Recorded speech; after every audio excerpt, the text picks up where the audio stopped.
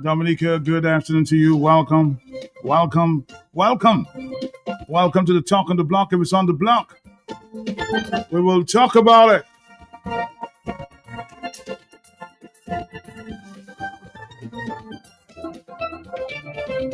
It's going to be a busy afternoon, so we're going to hit the ground running here. Tomorrow night, another big program of the Global View on Q. And Mr. Sheridan Gregoire, Mr. G, is standing by to give us an update,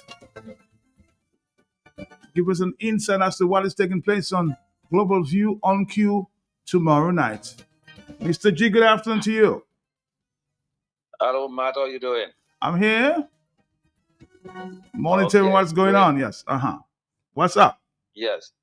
Well, this Tuesday night, it is our 6th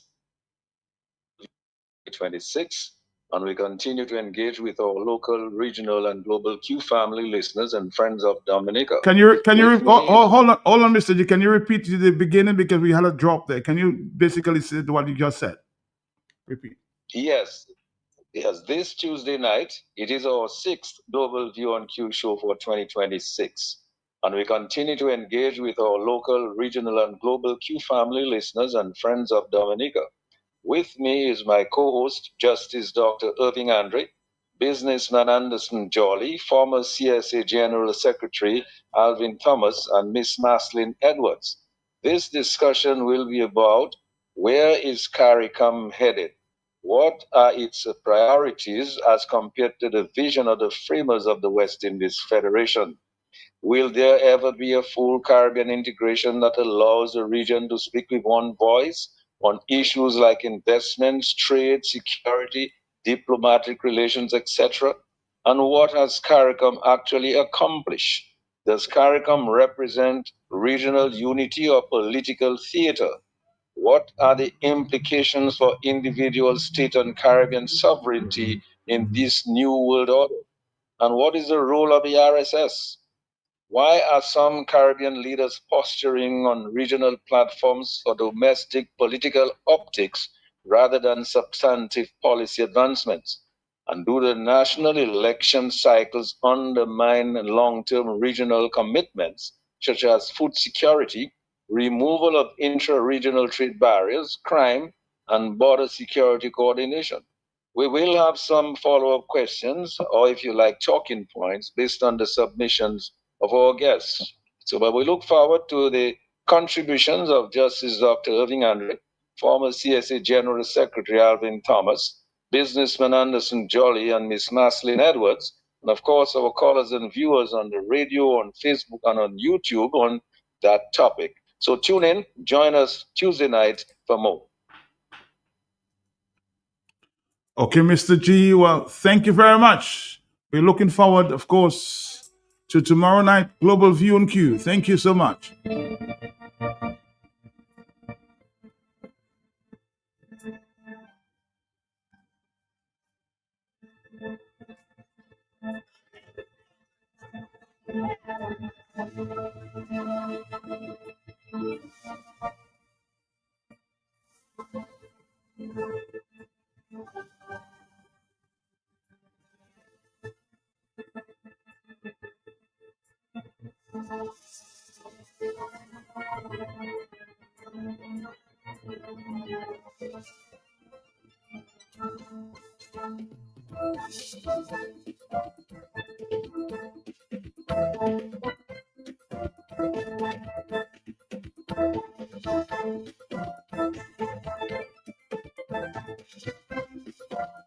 Somebody's asking me whether they've been able to figure out what's the cause of the fire. No, all I can tell you for now, investigations continue.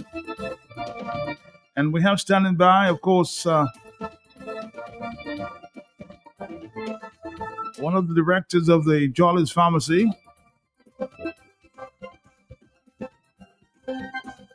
But before we go to this fire story, I need to inform you and give you a little update on the big story you've been following for some time. Read the matter with Dr. Theodore Thomas,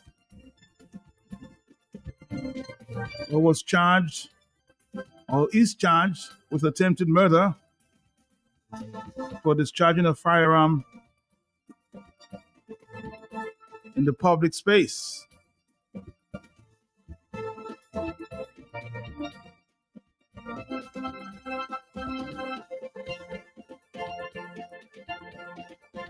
The prosecution, led by the prosecutor from the Office of the Director of Public Prosecution, DPP Kevin Julian, stunned the court as they invoked Section 21(1) of the Bail Act prosecution right to appeal in the matter of bail for medical doctor Theodore Thomas, who is charged with attempted murder and discharging of a firearm less than 50 feet in the public space. Dr. Thomas was denied bail when he made his first court appearance earlier this year, but his legal team, led by Wayne Noddy, Joshua Francis, and Gina Abraham Thomas, reapplied for bail at the magistrate's court. The story gets more interesting. More interesting.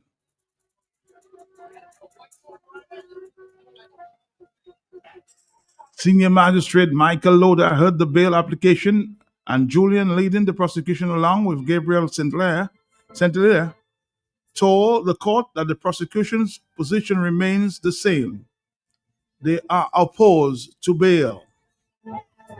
Norde, in addressing the court, stated that the defense was not armed with disclosure and was not able to determine the strength or evidence of the witness statement when the first bail application was made, which is critical in a bail application, and it is a critical factor for the magistrate in his discretion in granting bail. He said his team is now armed with partial disclosure, hence the new bail application, which is a new circumstance, along with the witness statements of the victim. Julian, on the other hand, brought the victim, Athenia Dodds, who is in a wheelchair, bound to court to testify, telling the court what she had been in an intimate romantic relationship with Dr. Thomas from 2025. She also detailed her house situation, explaining that she was flown to Martinique for further medical attention, has severe pains, has a bag, and health remains at risk. Hold on, stop.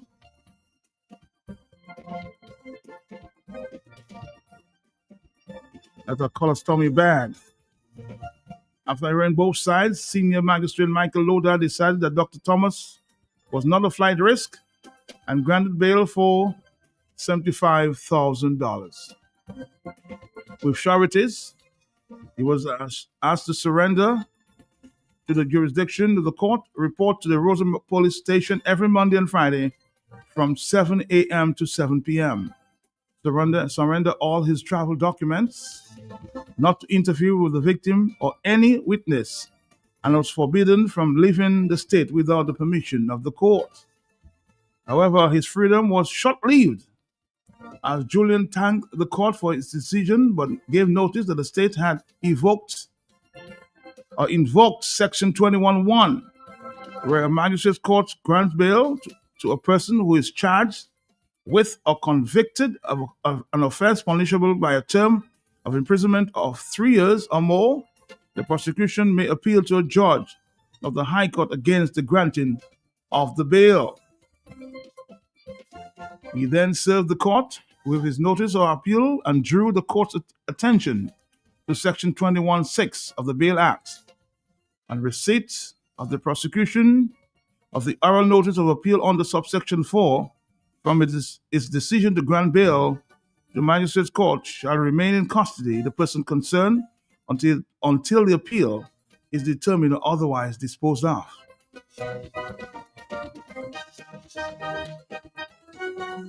Despite the intervention from Norde, Magistrate Loda stated that he had no further say in the matter. So it appears that the bail was revoked. And for the first time, I'm being told by law officials, the DPP and its team has rejected the bail application. So it's back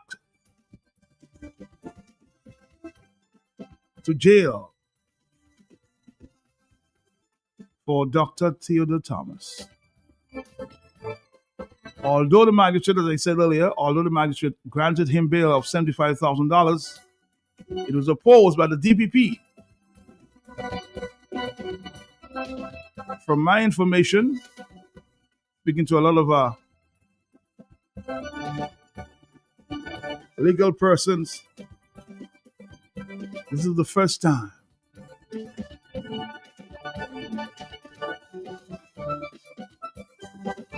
that the DPP and its team has rejected bail when given by the magistrate.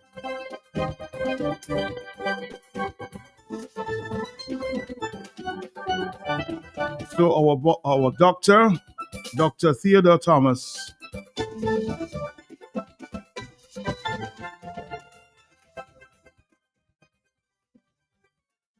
will have to appear again,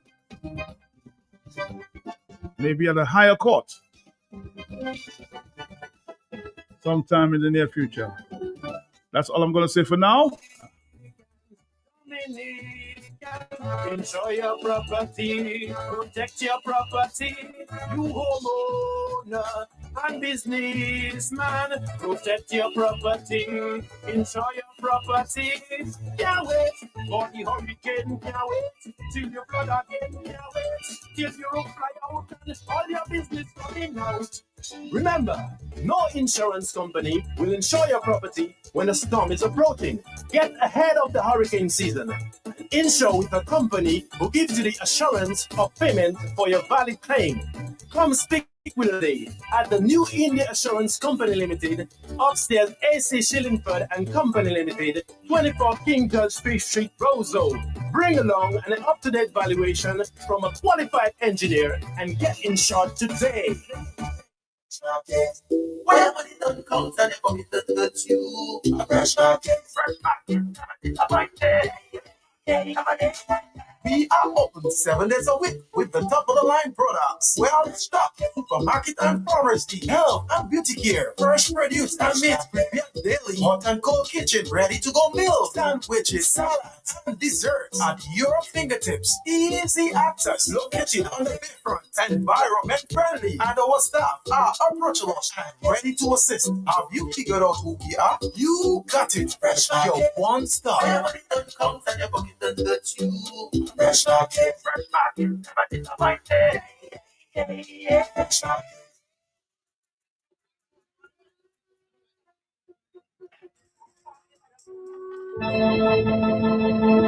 Just before we move on, just want to inform that the National Cooperative Credit Union, NCCU, informed its members and the public at the Lassalet branch in Point Michel, and that the Lassalet branch in Point Michel is closed today, March 2, 2026, until further due to a system connectivity interruption. Our other locations are open to serve members. QCall and QC Online services are fully operational. The NCC apologizes for any inconveniences caused. Thank you again. Just to reiterate that the National Cooperative Credit Union, the NCCU, informs its members and the public that the Las Vegas branch in Point Michelle is closed today, March 2, 2026, until further notice, due to a system connectivity interruption. Our other locations are open to serve members. Q call and Q online services are fully operational. NCC apologizes for any inconveniences caused. Thank you, thank you, thank you.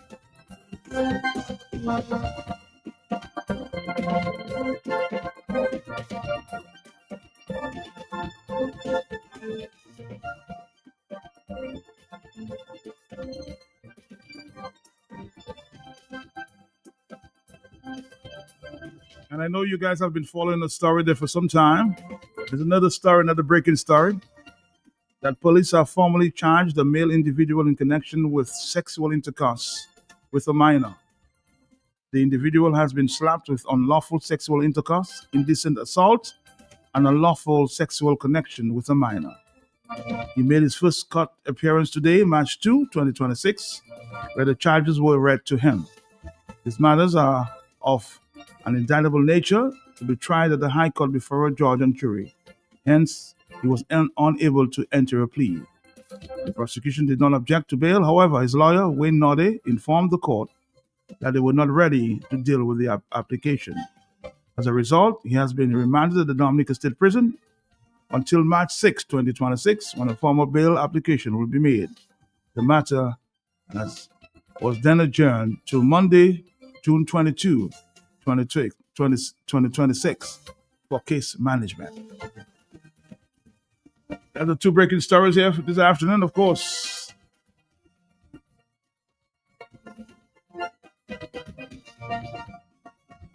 Dominica, we're going to take a quick break, and when we come back, we have some updates from Jolly's Pharmacy that was closed today. I will tell you why when we come back. Thank you very much. Stick around.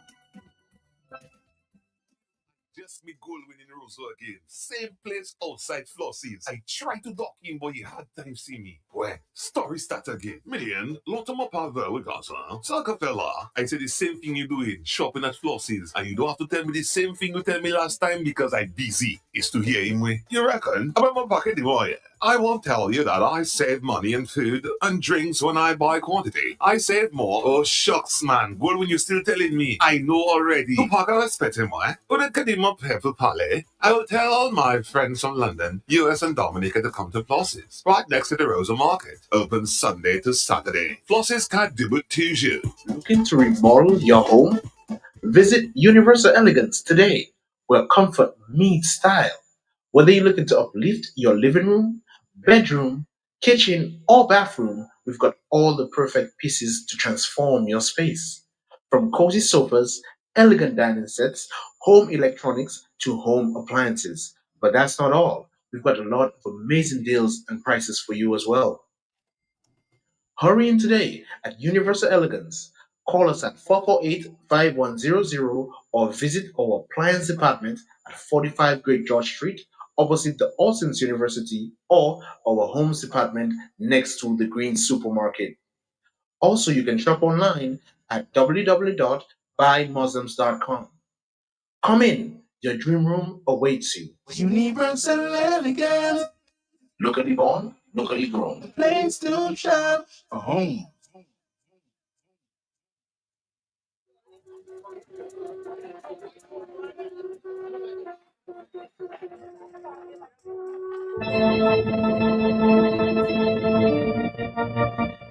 All right, Dominica, good afternoon to you again.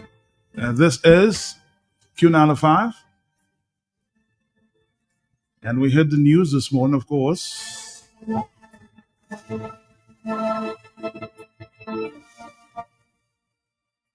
That our beloved Jolly's Pharmacy was closed today.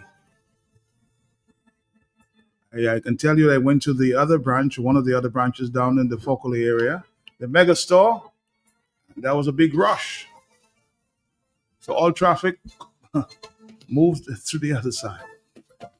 So let's say good afternoon there to Trudy. How you doing this afternoon there? Matt, good afternoon. Good afternoon to your listeners. It's busy. It's a very busy day dealing with a lot, but of course here on Q95, to speak to what's going on with Jolly's Pharmacy. All right, let's just hit the ground running at this time.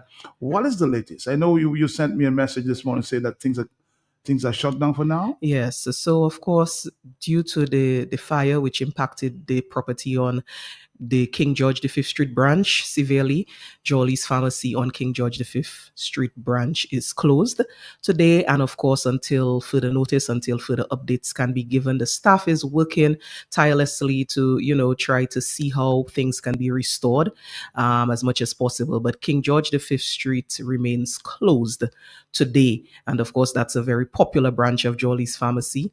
But the pharmacy has other branches and they are open. So the Great George Street branch is open. And as you mentioned, Matt, in Fokole, Jolly's Mega in Fokole is open as well. And so we're basically asking customers to use these branches if they're in the Roseau area to fulfill whatever business they would need to at Jolly's Pharmacy. Anything else you can report? I know the gym was totally damaged. Yes, so Fitness University, which is upstairs, the pharmacy at King George V Street, suffered some serious damage. The clients of Fitness University have been written to, and it's a family, the gym family, Fitness University, it's a family. They have been told that we'll be trying our best to restore function, but we don't know when that will be. Mm-hmm. And so, of course, it's closure for now for those of us who use Fitness University there on King George V Street. How was the staff reaction there? I think that, the staff was taken by shock and everybody is, trying to come to grips, come to grasp with what has happened in the early hours of this morning to what is an employer for many people and a home, a family name for the rest of Dominica. So if you have any questions in terms of your medicine, who do you call? Well, as I said, the Great George Street branch is open. Jolly's in Fokole is open. The pharmacists are working there. Of course, if you're in Portsmouth as well, Jolly's in Portsmouth is open. And so if customers have any questions, queries, these two branches in the Roseau area are open to serve. What we're asking customers to do, however, is if you have medication that you need to purchase, prescribed medication, that you walk with a valid prescription when you go to Jolly's. You also, if you have a medical book, you can walk with your medical book. Or if you have the packaging of a previous prescription with the label that you can bring in, that is also something that you should walk with. So a valid prescription, your medical book, if you have that, and or the packaging of your past prescription, that will assist the pharmacist there at the Great George Street branch and at the Mega branch in Fokole to help you fulfill your prescriptions. So we have some difficulty in terms of the data sharing platform for prescriptions. But if you come in with your valid prescription, with your medical book, or with the packaging of a previous prescription, the pharmacists there are equipped to assist you.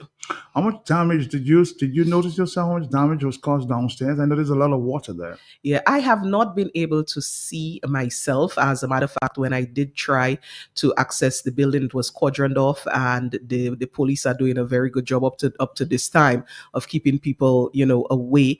But I did from the videos and pictures that I have been seen that there's quite a bit of damage. So it will take some time to restore function. I spoke 2:30 this morning to Oren, who is of course the CEO. Yes. And he seemed like he was ready to go. He said, "Matt, don't you worry, we'll be up soon." So he's a very optimistic guy. Yes, he is.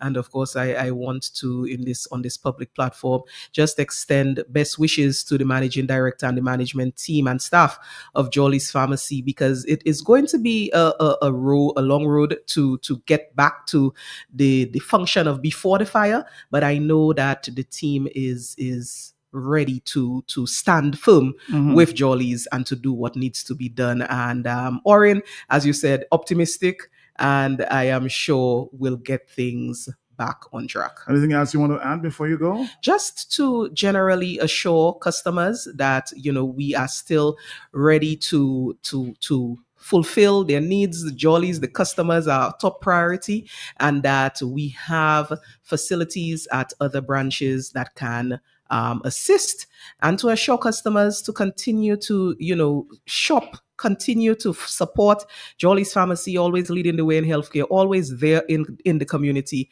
And this is a setback that we will definitely overcome with the support of all the customers of Jolly's Pharmacy. Point to us again where we can, of course, get services. So Great George Street, that branch where you are leaving Roseau, that branch is open and the opening hours remain the same.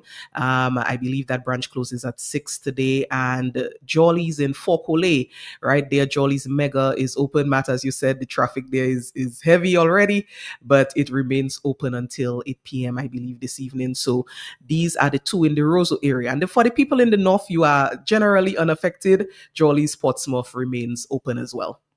All right, but if you want to take a drive, you can go to Portsmouth. Of course. Why not? Why not? Avoid the traffic. Yes. Just take that drive. And of course, the facility in Portsmouth is nice and big and, really, really up to top notch quality. So, Matt, it's a very daunting sort of experience to see damage, to a brand like Jolly's. But once again, hopeful that things will be restored and we can get back to full coverage in short time. As a matter of fact, I have one of the Jollies on the line with me. We'll be talking via StreamYard because he was one of the first persons who actually received a call to see that this facility was on fire. So he'll give us a story. Yes. And I know a lot of Dominicans.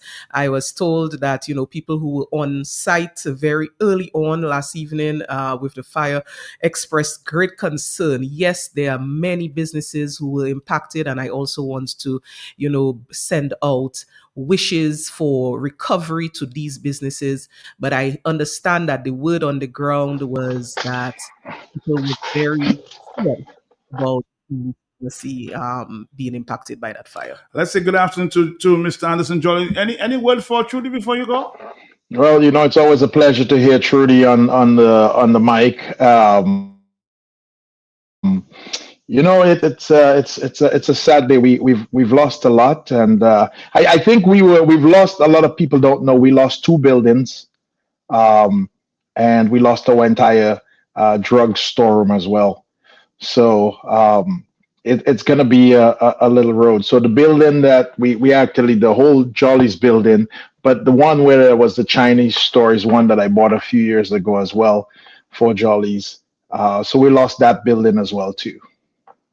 Well, Lanzi, I want to say, on behalf of your entire customer base, I want to say our deepest sympathies, if I should use that word. But, people are actually supporting you guys, and I'm sure we're happy. Thank you. Again, Trudy, thank you for coming. Thank you so much, Matt. Thank you. Yes, go ahead. Thank you for the opportunity. I leave you in the capable hands of Andy here. But I am very pleased to have gotten the opportunity to speak here on behalf of Jolly's Pharmacy this afternoon. Thank you again. And enjoy the rest of the day. Thank you, Trudy. Thank you. All right, Andy, so we're back with you. We want to get to, of course, what happened there on that night when you got the call. It was somewhere, what time? 12? I was called about 2 o'clock this morning. Well, I got the call probably a little before 12. The fire kind of kicked up. I think they kind of noticed it. I got about 11:54, 12:03. Right there, I got the first call that there was definitely something going on with a building on fire that was close to Jolly's in town. And Matt, those buildings are wooden buildings, and not just wooden buildings, but really old wooden buildings.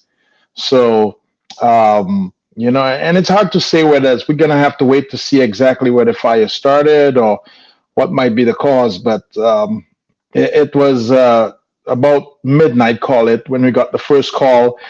The fire service got there about 12:34 a.m. this morning and started. I was a little disappointed, though, Matt, for probably one big reason. The fire truck came, and it was not the biggest fire truck that I've ever seen, but it was, you could tell that it was underpowered, and the reason why, the breeze, which was actually coming basically straight off the water, was fueling the fire and helping that fire to spread. So there was quite a bit of wind last night, for those of you all who remember, and that really helped the fire spread a lot. So I think the fire services were outmanned by the fire immediately. It would have been nice to see a few extra fire trucks there. And I believe another one probably showed up a little later in the morning. Um, but I think the one fire truck showing up was definitely on the man. I got a call from friends at first, and then I actually got a call from the police department letting us know that we should have somebody there, down at the pharmacy. But Matt, it's so surprising. It's Sunday night.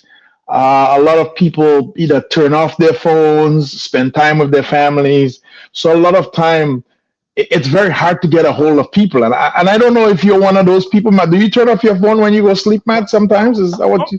Sometimes, but luckily last night I was going to the bathroom and then my phone was ringing constantly. I was wondering what is the emergency, So I went and looked at my phone, and it was my friend, Yeah. as a matter of fact, from Marigot, saying, "Matt, Hmm. there's a fire close to Q95." So I turned on the phone, and I saw the Yeah. fire in that proximity. There, I said, "Let me go find out what's going on." So I jumped Yeah. in my car. And I was there in like 5 minutes.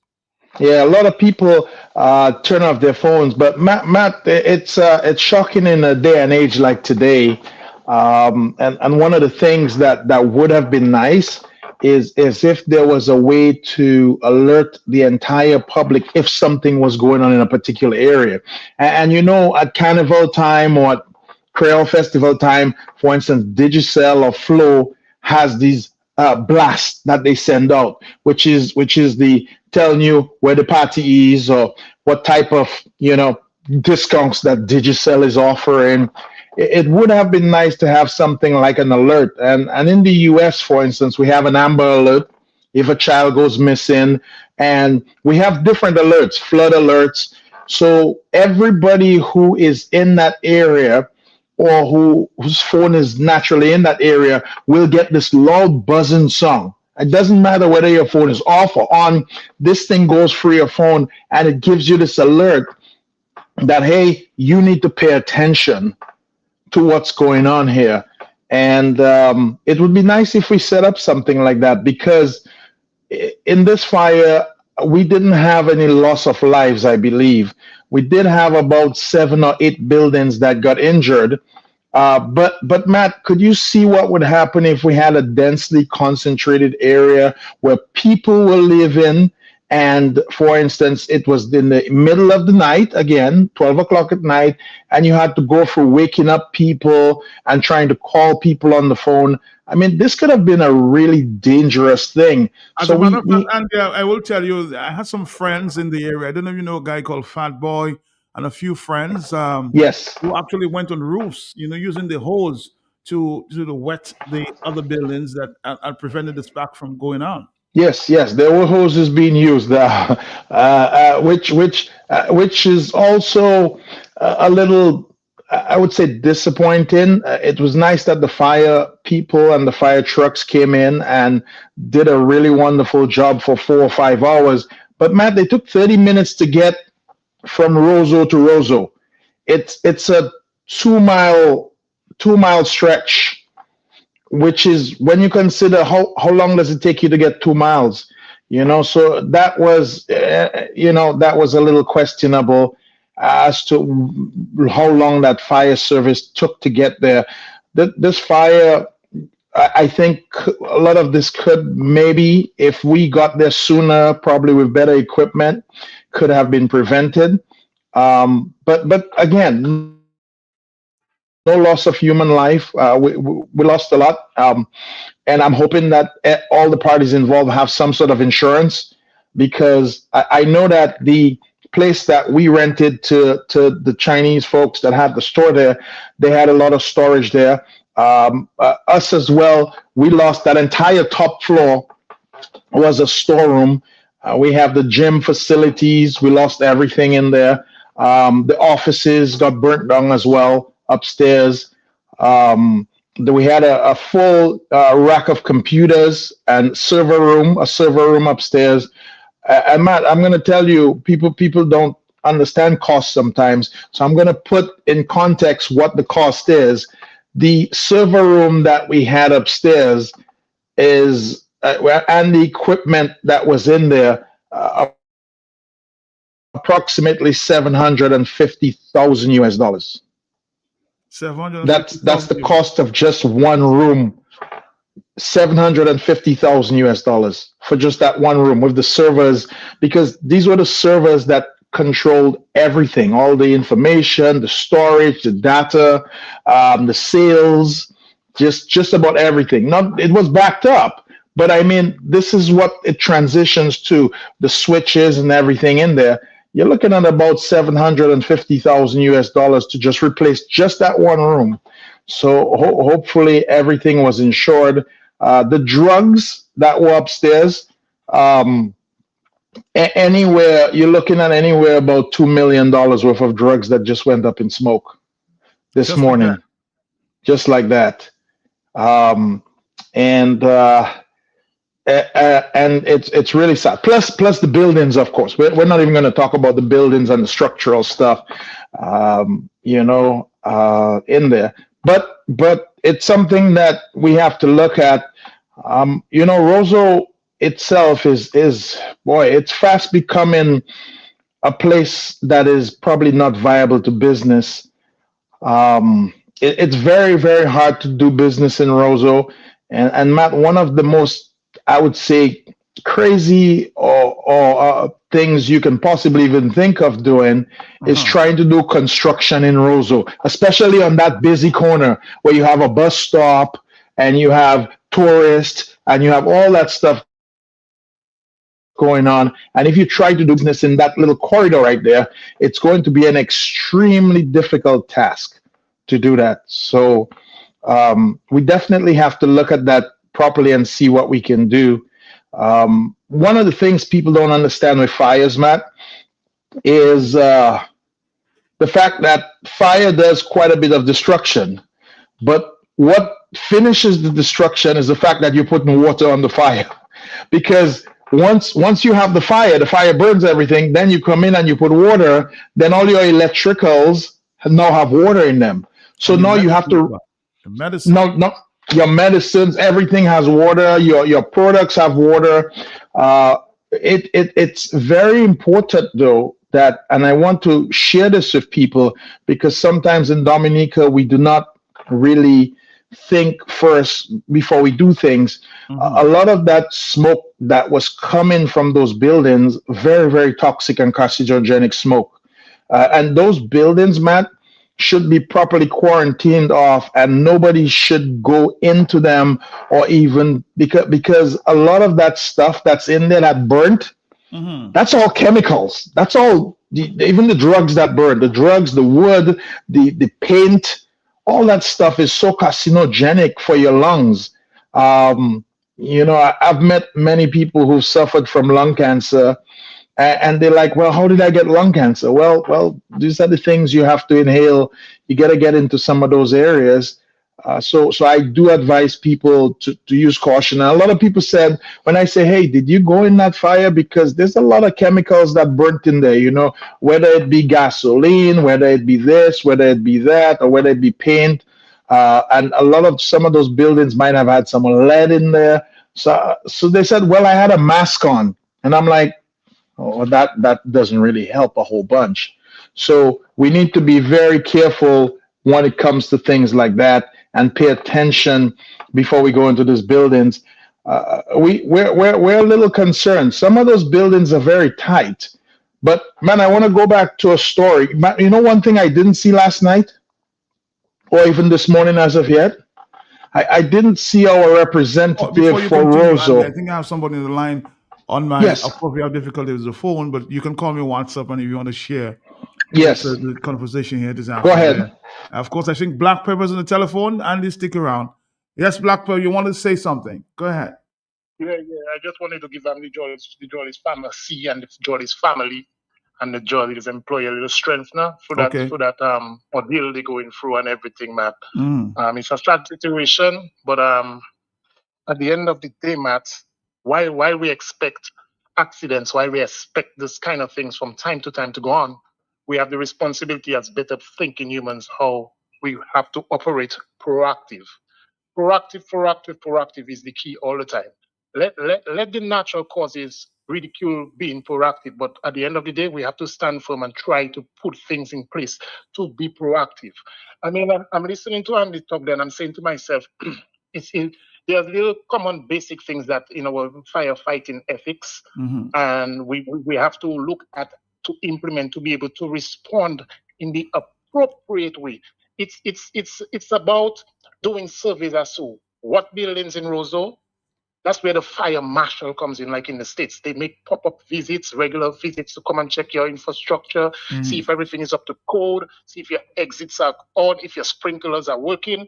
And one of the basic things we could do in Dominica is every new structure, I don't expect you to go into every old thing. But once you have a rehabilitation taking place, then we have to put as part of the planning some preventative measures or measures for alertness that could trigger an alert for a fire straight to the fire station. Everything is technology these days, Matt, right? So we have to think ahead. And another thing we have to do also is I would advise the fire department, especially for the commercial areas of Roseau, they need to make periodical visits to see what type of merchandise is inside of there. Because you have highly flammable merchandise, you have chemical merchandise, and when you categorize what type of merchandise that this property houses, then you have to respond to any emergency such as fire with the appropriate form of extinguishing the fire. This is very important. Like Andy was saying, he had a point about the water. You put in water there, but you also put in oxygen there. And as a pharmaceutical place where they do all they have chemicals in there. The water itself sometimes doesn't help the purpose. They have different types of firefighting ethics with foam and different things. So before these events take place, there must be a solid database within the reach or the fire department has to have every business place, their floor plan layout, because this is very critical as to how a firefighter approaches and enter and knows exits to fight a fire, especially if you have to enter the structure. So you quickly look at the mapping, know your strategic ways of entering in case of anything, where your exit might be, providing that the place is consumed with smoke, Matt. So Matt, we have to step up how we do things. It's not a truck. You can get trucks, just what if that is not established, understood, and implemented, Matt, 100 trucks not going to make a difference. It's working smart, not working hard, and working in the appropriate way to get solution, Matt. But Andy, I just wanted to say hold strong, and I want to leave something with you before I go, Andy, and I want you to repeat that. Just less is more. Always remember that. Less is more. We go convent SMA together as my homeboys that there. Always remember that. Less is more. Okay, Andy? All right. Thank you. Yeah, bless up. Thank you. Okay, cool. All right. Andy, you were making a point earlier as it relates to the... Go ahead, yes? Well, Matt, I was making a point, but Black Pepper hit on a couple issues that I'm probably going to talk about. So I hope he tunes in so that I can go through those issues. But yes, one thing I didn't see, Matt, I didn't see our representative for the Roseau South community. Who's our representative for the Roseau South community, Matt? Roseau South or Roseau Central? Or Roseau Central, I guess it would be Roseau Central where we are, right? That would be your power rep, yes. Who's that? Melissa Skerritt? Oh, okay. Nobody called our power rep. I mean, half Roseau is on tongue, and we nobody called our power rep. the only minister I saw there compliment, I say, Mr. Blackmore's there at about 1, 2 o'clock. He was right there. I don't think Mr. Blackmore's not a minister. I think he's a senator, right? Well, senator, we refer to, he's a senator, but also a minister. He's a minister of security. He was there with all the police officers. Kudos to them. Okay, good, good. Yeah. The police did provide quite a bit of support today, but it was nice to see, people like that come in and at least sympathize with you and come in and see what's going on and stay in tuned with the representatives who put them in office.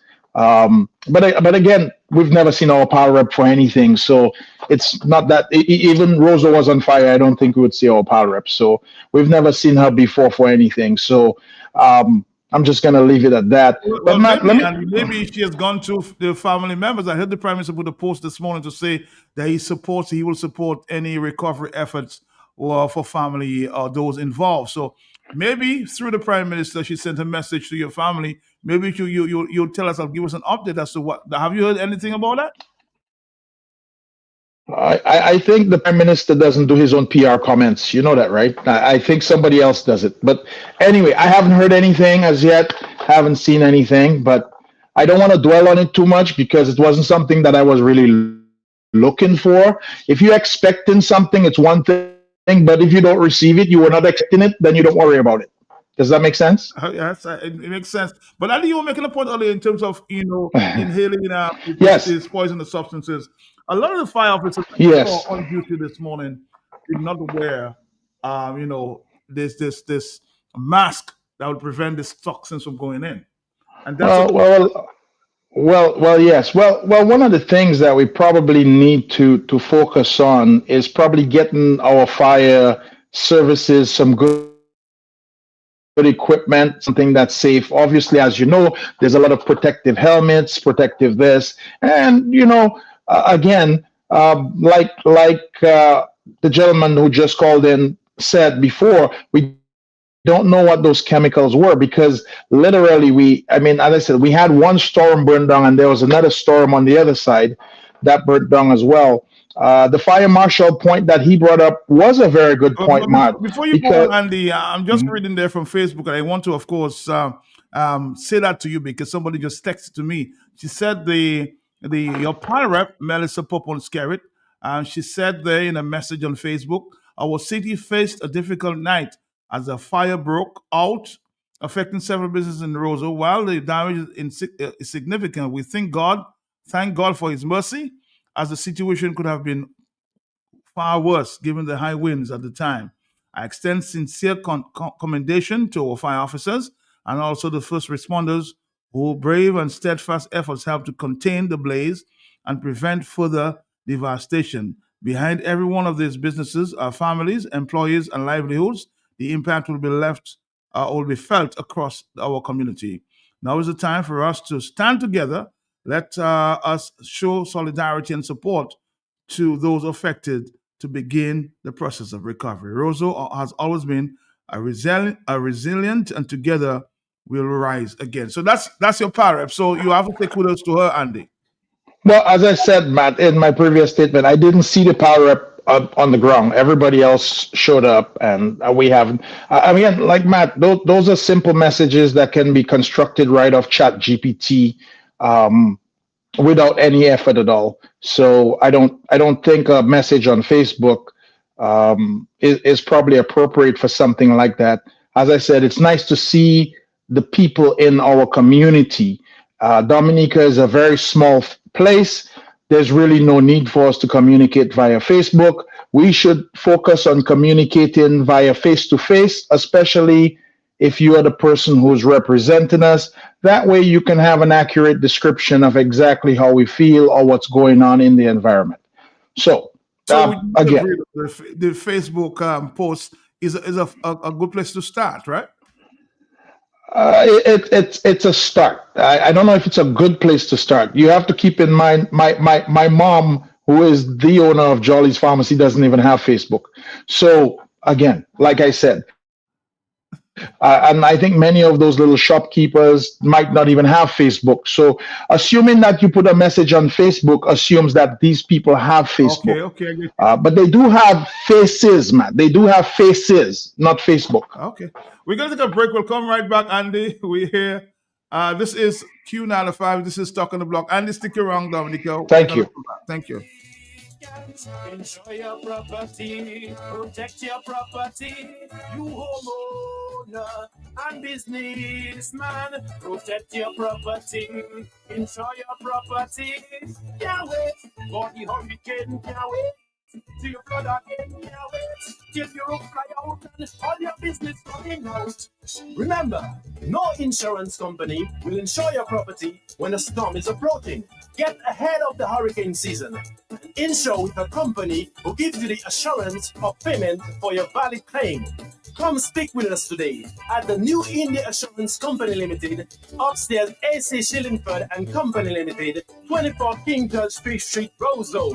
Bring along an up-to-date valuation from a qualified engineer and get insured today. All right. Good morning. Good afternoon, Jay. It's 2:03. Remember to check NATO, of course, the pedicure boss. Time to give your feet the attention and passion it deserves. Book a professional pedicure and most needed foot massage. And that most needed foot massage, I'm just looking my time here. Let Nado's Pedicure bring your feet back to life. Call 225-8229, the pedicure boss. Nato, good afternoon to you, the pedicure boss. Go check Nato today, 225-8229. We're going to come back, Dominica, right after this. Stick around. This is, of course, the Talk on the Block. We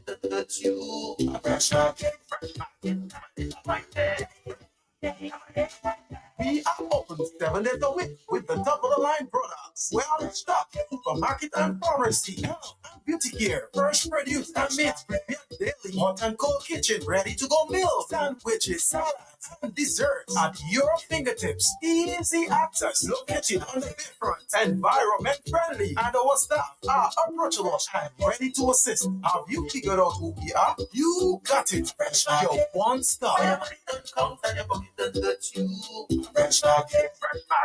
market,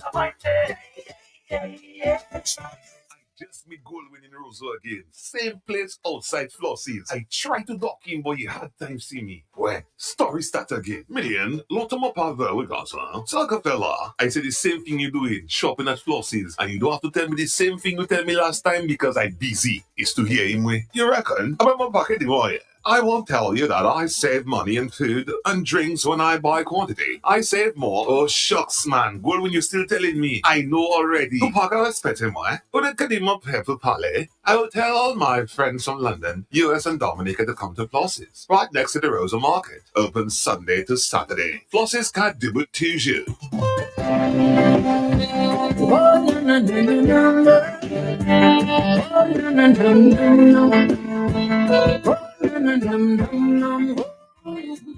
This Tuesday night, it is our 6th Global View on Q show for 2026. And we continue to engage with our local, regional, and global Q family listeners and friends of Dominica. With me is my co-host, Justice Dr. Irving Andre, businessman Anderson Jolly, former CSA General Secretary Alvin Thomas, and Miss Maslin Edwards. This discussion will be about where is CARICOM headed? What are its priorities as compared to the vision of the framers of the West Indies Federation? Will there ever be a full Caribbean integration that allows the region to speak with one voice on issues like investments, trade, security, diplomatic relations, etc.? And what has CARICOM actually accomplished? Does CARICOM represent regional unity or political theater? What are the implications for individual state and Caribbean sovereignty in this new world order? And what is the role of the RSS? Why are some Caribbean leaders posturing on regional platforms for domestic political optics rather than substantive policy advancements? And do the national election cycles undermine long-term regional commitments, such as food security, removal of intra-regional trade barriers, crime, and border security coordination? We will have some follow-up questions, or if you like, talking points based on the submissions of our guests. So, but we look forward to the contributions of Justice Dr. Irving Andre, former CSA General Secretary Alvin Thomas, businessman Anderson Jolly, and Miss Maslin Edwards, and of course our callers and viewers on the radio, on Facebook, and on YouTube on that topic. So tune in, join us Tuesday night for more.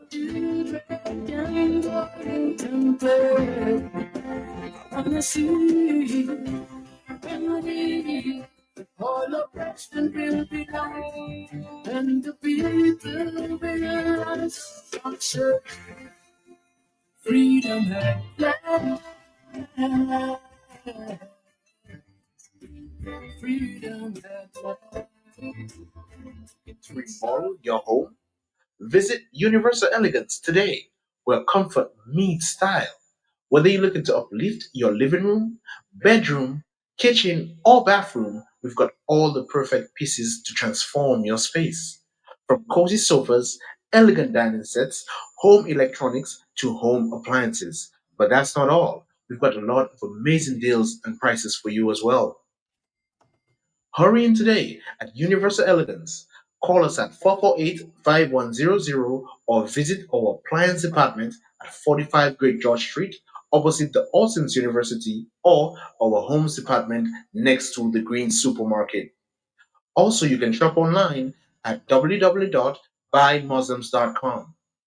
Come in, your dream room awaits you. Universal Elegance, Look at the born, look at the grown. place to shop for home.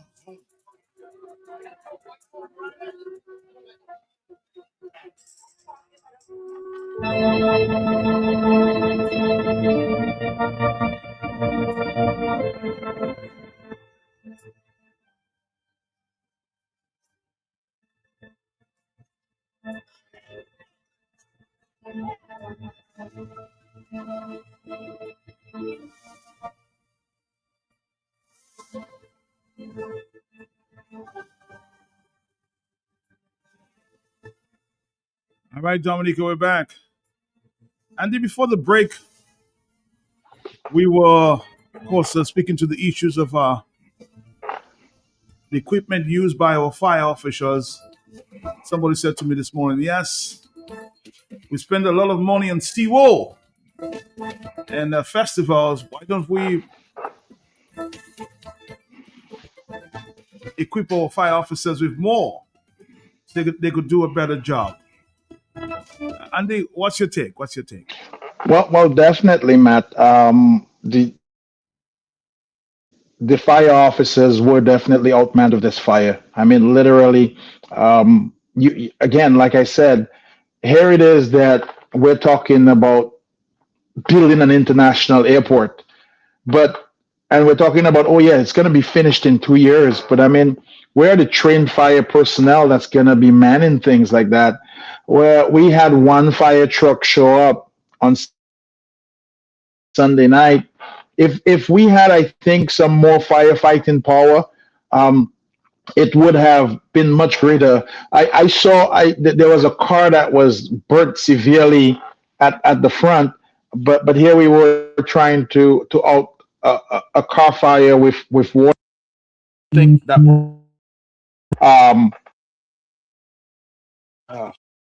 I lost you there for a minute, Matt. But I don't think using water on I don't think using water on a car fire was a very smart move, because I don't think that works. But our fire service does need some attention, and our time to get to the to get to a location might need to be improved. So probably maybe some drills, maybe some planning of some routes. Matt, you live in Point Michelle, correct? Let's say this fire was in Roseau. What if we do have a fire that happens in Point Michelle, but while there's one happening in Roseau, and maybe there's one happening in Canfield? Can we serve all the communities together? Do you think we have the capability for that, Matt, right now? No, we don't. If there are two fires right now, serious fires, we don't have the the ability to. Yeah. So No. we do need to take a look at those things, and we've spent massive amounts of money, whether it was CBI or the other money that we have in Dominica, on taking care of big fancy hotels, making sure that these things are well taken care of. But we haven't spent time on our fire services and made sure that they have the proper clothing, the proper gear. And probably a few more trucks. So this is something that needs to be looked at because Stop around, I Melanie, because somebody's trying to go ahead. call in there. Are you Go there? ahead. Yes. Yes, I am, Matt. Yes. And Go. that's the same thing I'm saying. The priority of the government is not on the welfare of the people, because the welfare of the people is garbage truck, it's first responders like ambulance, fire truck, and the things there. You understand? But it's a nice message from our pal rep, Melissa, about the family lives that's going to be touched and all those different things. I'm just saying I didn't hear that during the time when the campaign was set against Pretty Mac, because family lives were touched here also. Thanks. All right, caller. Thank you very much. I think I have a friend on the telephone who basically understands what's going on in terms of the fires. Good afternoon to you. So how you doing? And stick around. Good afternoon. Good afternoon, Matt. I'm fine, and you? I'm doing fine. I'm doing fine. You have observed, and I know you've seen what happening, and I know you have somewhat of some experience there with fires. What based on what you saw, because I'm getting a lot of commendation there, a lot of praises there for the fire officers doing as much as they can with the little that they have. What's your take? Well, Matt, it was a great experience for them. I think they did quite well, Mm-hmm. but there's still some room for improvement. How can they improve? Well, first of all, I think firefighting is about fire control. How quickly you get that fire under your control, So I think if you observe the main building on fire, the Jolly's Pharmacy, to me, the main door, also the other door on the side, there were no attempts made to open up the doors. At times you have to try to enter the building to find that seat of the fire. It's firefighting. You have to be on the offensive, not just on the defensive, staying on the other side of the road and just throwing water. Yeah. So you would have recommended that the front door could have been opened and attacked from that direction. Yes, you could enter because there were buildings all at the back on fire, so you could even open up the other door at the back to get access to the other building on fire. There's a side door. Okay. You try to advance from open up that door to get upstairs to the other door. There are certain techniques that you use, You while advancing, you could use your branch to always play it up above your head, so any loose materials on top, it would fall, if they have to fall and so on. But that could fall on you. Oh, but that could be dangerous, wouldn't you say? No, well, that's how I know we fight fire. That's how we used to fight fires. We fight Astapans fire, many fires. Mm-hmm. Most times you have to try to advance to enter the building. Okay. Even the adjustment building on the side where the car was burning there, that should have been out long already. You just advance once above you is safe. You feel safe, you advance, you get to the in between the doors, you stand there, you're not going into the building, you stand, you get anything loose above you, and then you just hold the fire. That's firefighting. But that's been brave. Well, a fire officer is a brave man, supposed to be a brave person.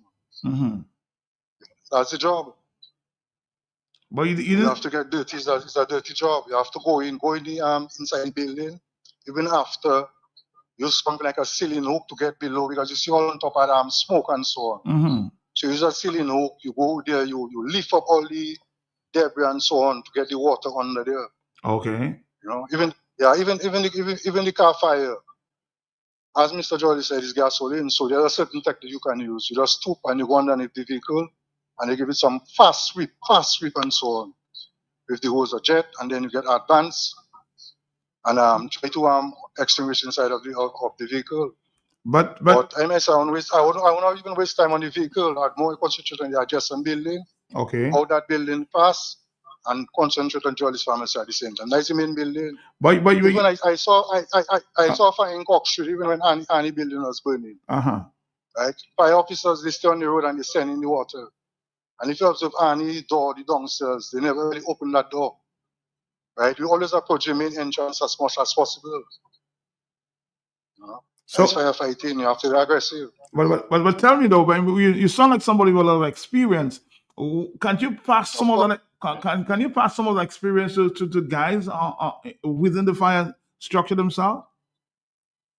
Well, Matt, just before I left, yes, that is something we all sat down together and we were discussing. The way fire officers fight in fires these days, we were discussing these things. Staying across the road, staying outside, and just selling water, selling water. That's defensive firefighting. That's defensive. You know? Yeah, that's defensive firefighting. So you have to be more. You could start defensive. You could start defensive because as you see, the sky was red. It's serious fire. You could start defensive, but at certain time you have to go to pretty transitional mode to go offensive. Okay. Right. So you have to be trained to know all of that. Well, it's training. You have to do ongoing training, constant training, drills. You have to have a lot of drills, a lot of training. In my time, like we'd have like the smoke bomb. So you put smoke in a confined area in a room or something, and we train how to enter those buildings, smoke and so on. Get underneath the fire because fire, the smoke itself, will really touch the ground, you know. So you could go underneath the smoke, ways of entering buildings and fighting fire with the wind. You fight fire with the wind, not against the wind. You know, a lot of different technique, you know. Well, yeah. I'm hoping sometime soon you might be able to pass some of that knowledge to the younger fire officers, huh? Well, Matt, I did try, you know, but you know how it is in the system. Yeah, it's the friends and them and certain people, they just put them in a corner. No matter how proficient you be in the job, it doesn't matter. That's just the way it is. Job for the boys. But I'm hoping. Definitely. But tell me, because all what I say in there, man, is constructive criticism. That's how the fire service operate. Right? For instance, when the men get back to stations later, everybody's supposed to form a line and have a critique. And the officer have to say just a debriefing, just as it is. It's constructive criticism, you know, because people have to learn from the experience and so on, moving forward. And it appears that you fought many fires in the past, big fires. Many fires, man, many fires. Yeah, we enter buildings and so on. I trained, there was a fire officer, Julian Sampson from Mao, this is, you know, we call him Pecos. Yeah, he was a top firefighter, and he always called me when he called me to give me the technique.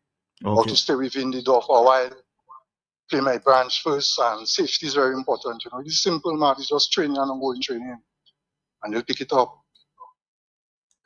Well, I'm hoping that, you know, they're listening and something can be done. You know, we need people like you around. Well, they know. If the fire officer, some of them here, they know it's the truth I talking. They'll still say it's the truth I talking.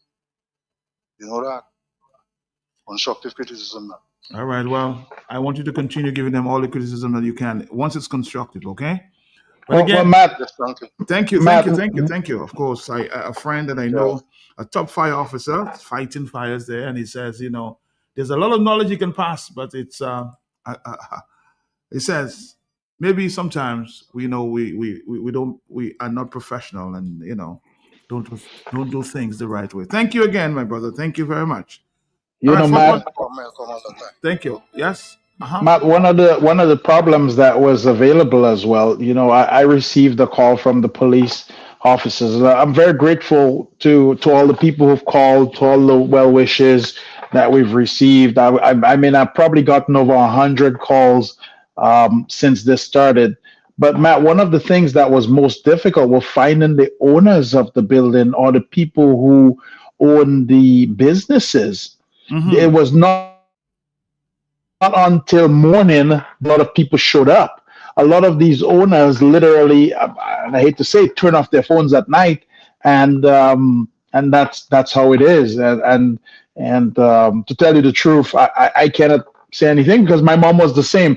I called my mom 15 times last night and she never answered. It wasn't until 5 o'clock this morning that she saw my videos and my calls, and she was like, "Oh my God, what's going on? Is the world coming to an end?"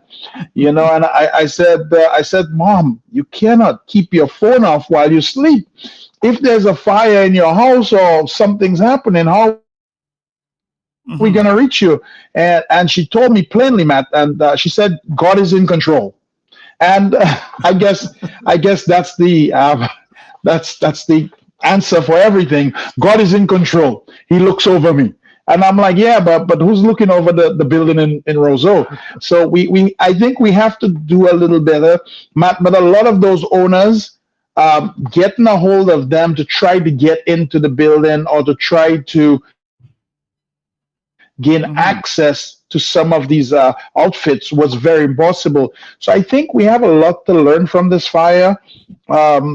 And I'm going to go back a little for you in history, Matt, just because I know you like history of things, and a lot of people don't know how long I've been around. In fact, some people even think I'm a vampire, not because I don't bleed, but because I know so much. But I'm going to tell you, when I bought over that building that just burnt last night, I bought that building. I remember I paid $1.42 million for that building. And I bought it from paperbacks. No. We're talking about where Jolly's is. Okay. The building that burned for Jolly's. Oh, okay. The Chinese one was just a few years ago. That one I think I paid about $750,000 for. We bought that from Whitchurch. But Matt, I'm gonna tell you a true story. So when I bought the building from paperbacks, I was so ecstatic, Matt. I was the most happiest person in the world.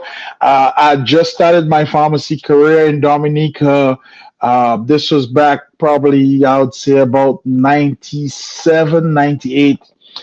Matt, the building that was there was very old and was derelict. So I went in, and the first thing I went into the architect. I remember the architect at that time was Mr. Isaac Baptist. He's still around. I don't know how much work he does, but he explained to me that the planning department wanted to keep all those old buildings in that area. That the planning department was not interested in breaking down or even removing one piece of wood on any of those buildings. And anything that we had to do, we had to keep the face of the building. So if you notice the architecture of the first where Jolly's was, the previous one, and then the second building where we currently have the wholesale, and then the second building where Jolly's is, if you notice, we've had to keep that facade at the front and that wooden structure. And it's not because Jolly's was cheap, and it's not because I didn't want to spend the money, because God knows, Matt, I wanted to put myself a skyscraper there. Okay. I had the money to do it, and planning denied us, and they did not want to change the building. So even that top portion of the building that burnt, that you see that had kind of the roof structure with the windows in there, planning was adamant that we could not change it, and they did not want us to remove not even a single board on it.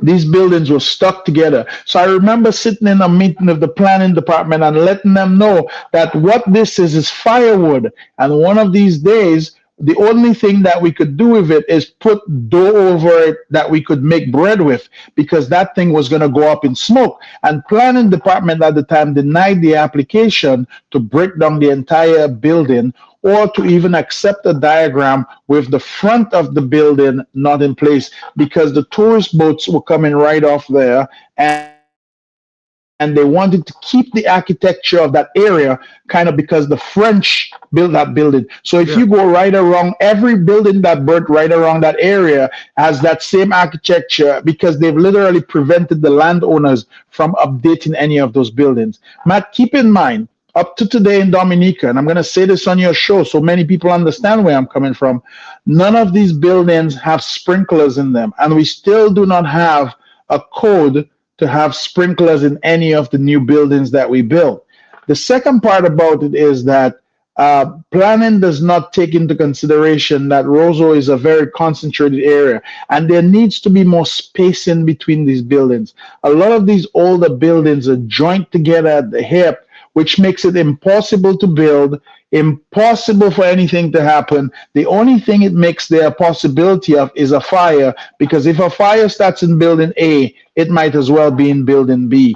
So this is going back about 30 years that this has been coming. And I remember sitting in that meeting, and it's sad to see in my lifetime that that actually happened and that became the truth of the statement.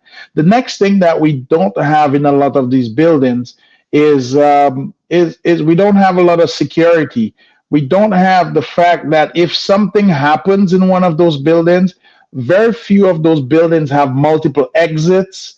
Very few of those buildings have any code at all. And for people that are listening, I want to explain to you when I say code what that means.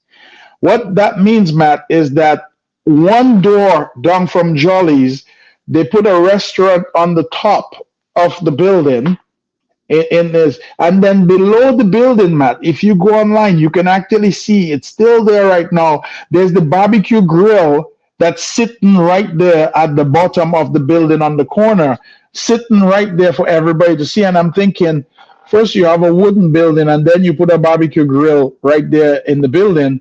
So that wasn't the smartest thing. So sometimes we probably have to recognize what we're doing, because when things like this happen, Matt, it creates a huge burden on the Dominican system. Not only do we have to file for our insurers to try to get back money, but here's the thing, Matt, our insurers are also looking at the other buildings as well, because keep in mind, Jolly's, the catastrophe that happened here, we're just a mere bystander. We're just collateral damage. The fire didn't start at Jolly's. It ended at Jolly's, but it didn't start at Jolly's. And it took off a lot of building and a lot of property and did a lot of damage.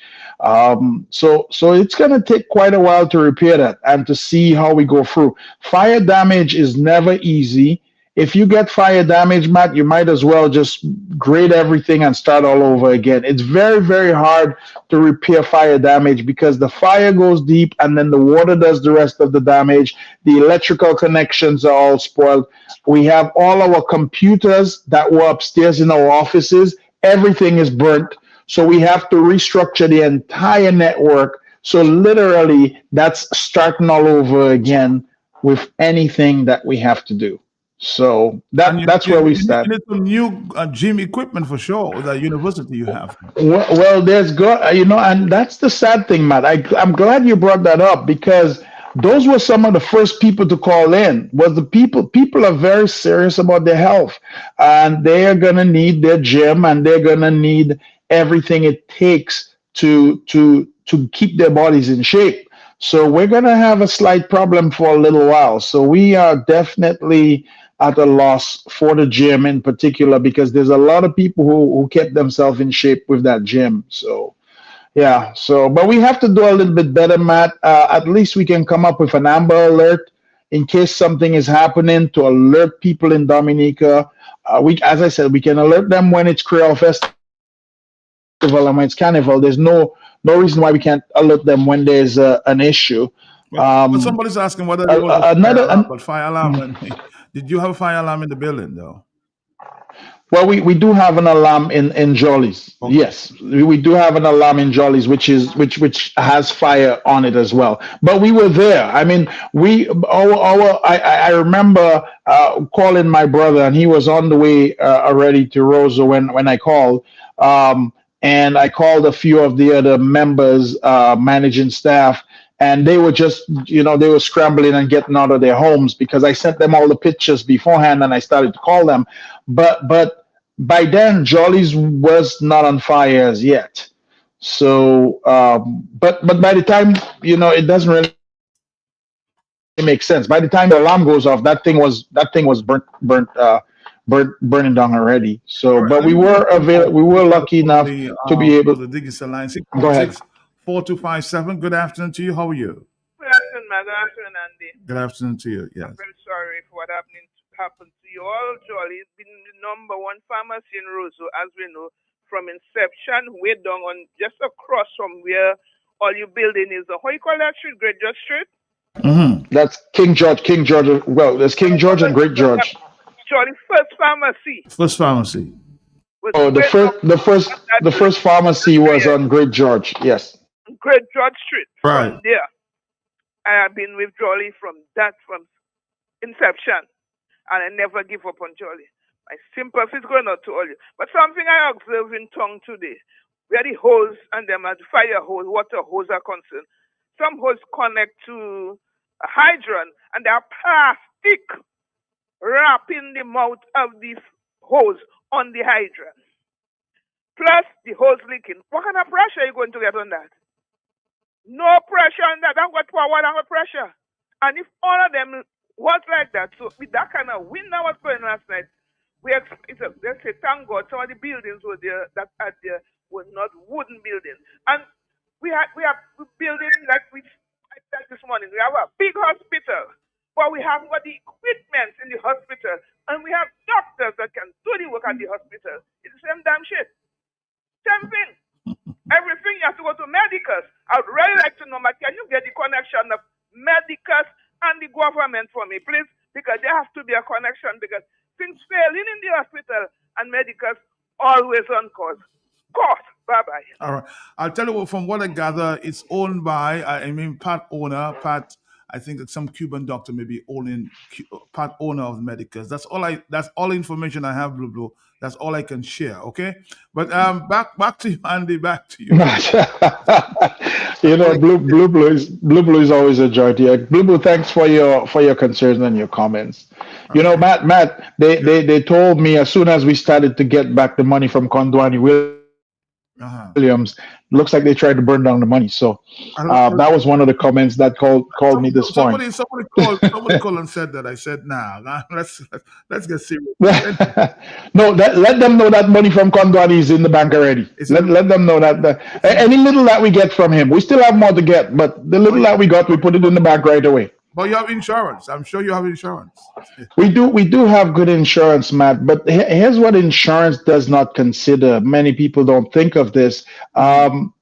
Insurance doesn't consider the time it's going to take to rebuild this. Insurance may give you a figure for the material things, but there's a lot of emotional attachment. There's a lot of time and effort that's going to go back and lost. And Matt, you have to remember today we employ about 100 and I'm going to call it 170 people.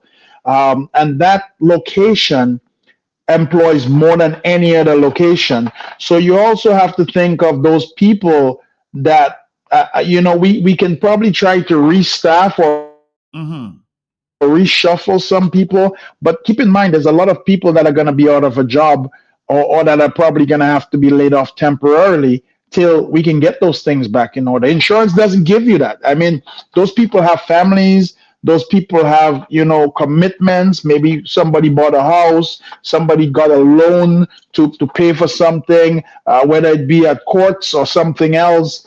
I mean, somebody, those things change people's life drastically.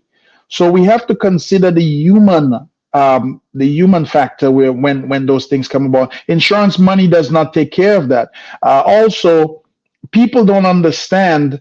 When an insurance gives you a check, Matt, they give you a check for what you had there. Okay, you were insured for $100,000. Fine.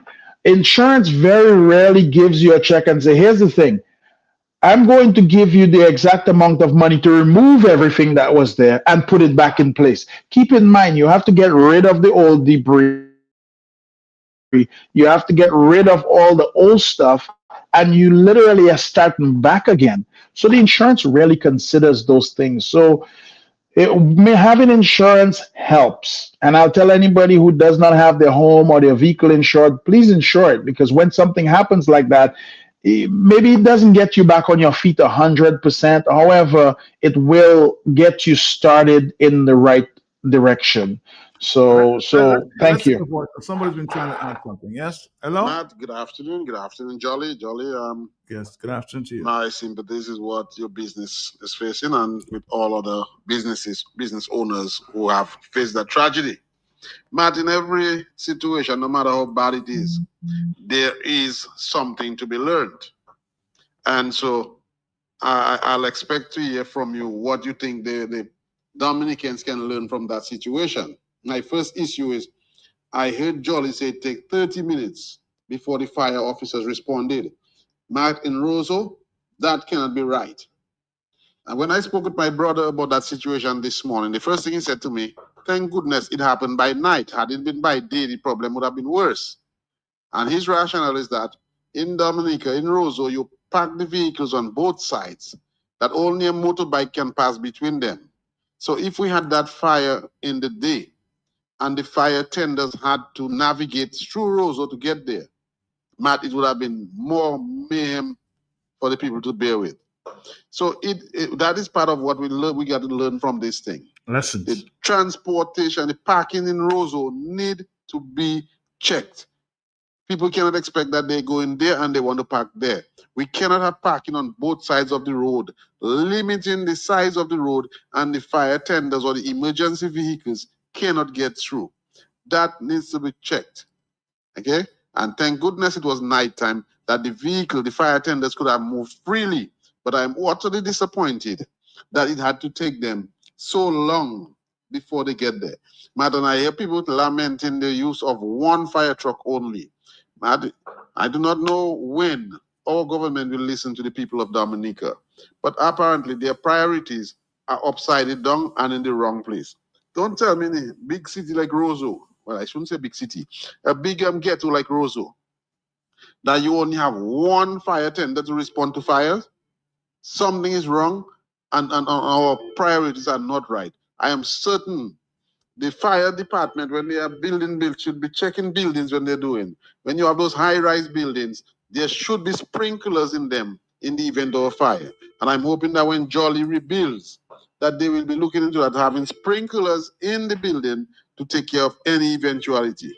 Good afternoon. Good afternoon to you. Andy, this one for you. Sprinklers in the next building? Well, Matt, keep in mind, it's good that we brought this to light. Sprinklers are definitely something that you have to look into if you build any new buildings. Parking is something that you have to look into if you look into any new buildings. But Matt, keep in mind that I don't think what that caller says will ever happen. And the simple reason, Matt, I'm going to give you this. Look at last year. Instead of our PM, Mr. Roosevelt Skerritt, asking for a gift of a new fire truck, what did he ask for a gift of? You remember?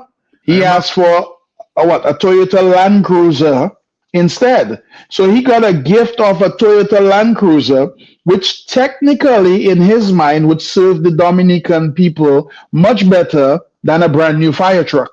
So anytime we have the head thinking this way, Matt, this is the results that we will get. We will continually get disappointing results because again, what was more important, Matt? If you had to take a vote right now and ask the Dominican people, if we had to receive a gift from a good friend and he's going to send us a gift worth about what, $92,000 US?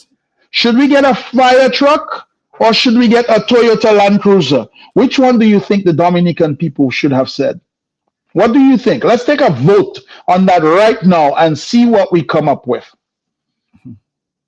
Instead, we have a Land Cruiser that landed at the cost price of $120,000 US to get to Dominica, but we had one fire truck responding to a 5-alarm fire in Rosso on Sunday night with a few firefighters. And it's nice that when you put that guy on the line, he said what we should have done is attack the fire. We should have been on the offense and defense. Yes, it was nice, but you know, Matt, they were outmanned, they were outmatched. They did not have the right equipment to start entering buildings and running down the fire.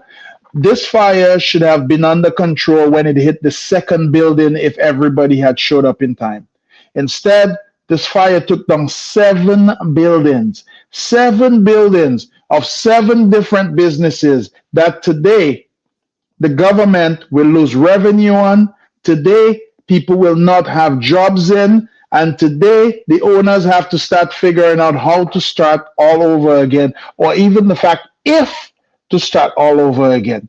I mean, I can tell you the pain and sorrow on my poor mother's face because she called me this morning, Matt, and you know what she says? She said to me, she says, Andy, I'm almost 80 years old. I cannot do it again. She says, it is going to be up to you to sit down and decide, you guys, to sit down and decide as a team if this is the place that you want to start over again. Well, Matt, when you tell a guy like me that I'm 52 years old, I mean, try starting over at 52 years old. What are we doing? So my brother is in his late 40s. So here it is that you're gonna have to sit down and decide if to start all over again at 50 years old. I don't know how many people have the strength to do that right now. It's very tough out there. And our leaders need to understand this is very, very tough terrain that we're dealing with. Things are more expensive than they ever been. The price of materials are more expensive. And not only that, Matt, there's a lot of uncertainty right now as to what the future will bring. We do not have a clear and charted path for the future. So there it is that we now have to sit down and decide if this building there in Roseau should be rebuilt. And I'm going to tell you, Matt, it's going to be a very tough decision to say yes to rebuild a building like that in Roseau. So That's a good one. Somebody's agreeing with you, Andy, and saying here, Matt, Melissa Cool should come in person on the spot. A Facebook message can't cut it. Matt, stop making excuses for her. Did I make excuse for her? Somebody's saying Melissa should be there on the spot. I don't understand.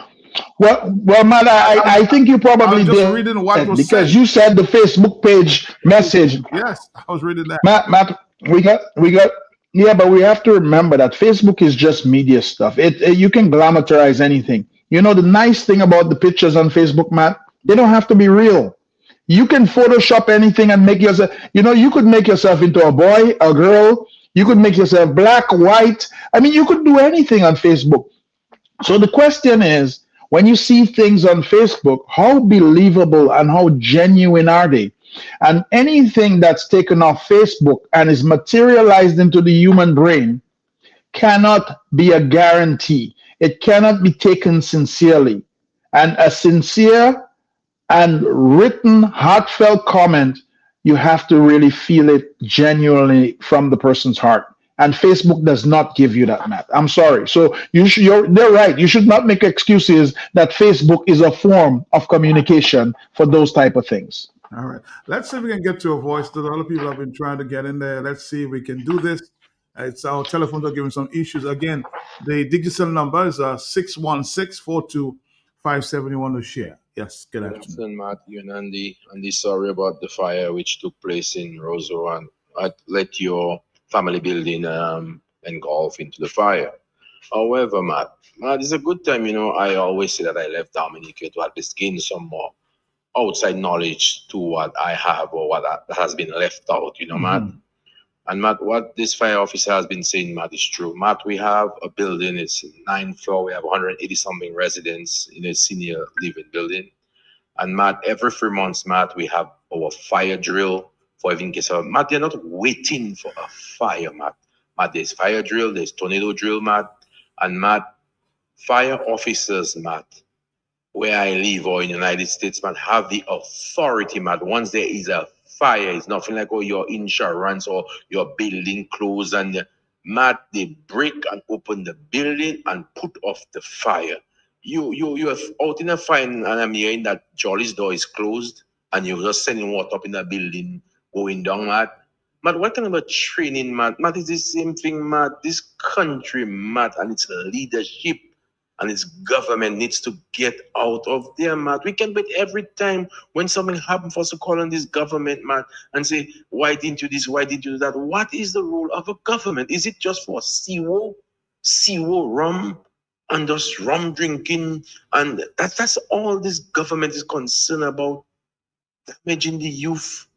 Tomorrow, what is the youth going to rely on? What is the youth going to support themselves on? Tomorrow will come, Matt. Tomorrow will come. And when tomorrow come, boy, There's a saying that says, too late shall be the cry. Thank you, man.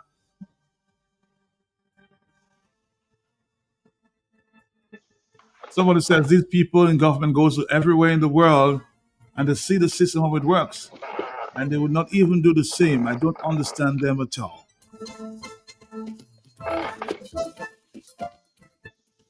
Somebody saying, Matt, Andy trying to build elsewhere and not in the same place.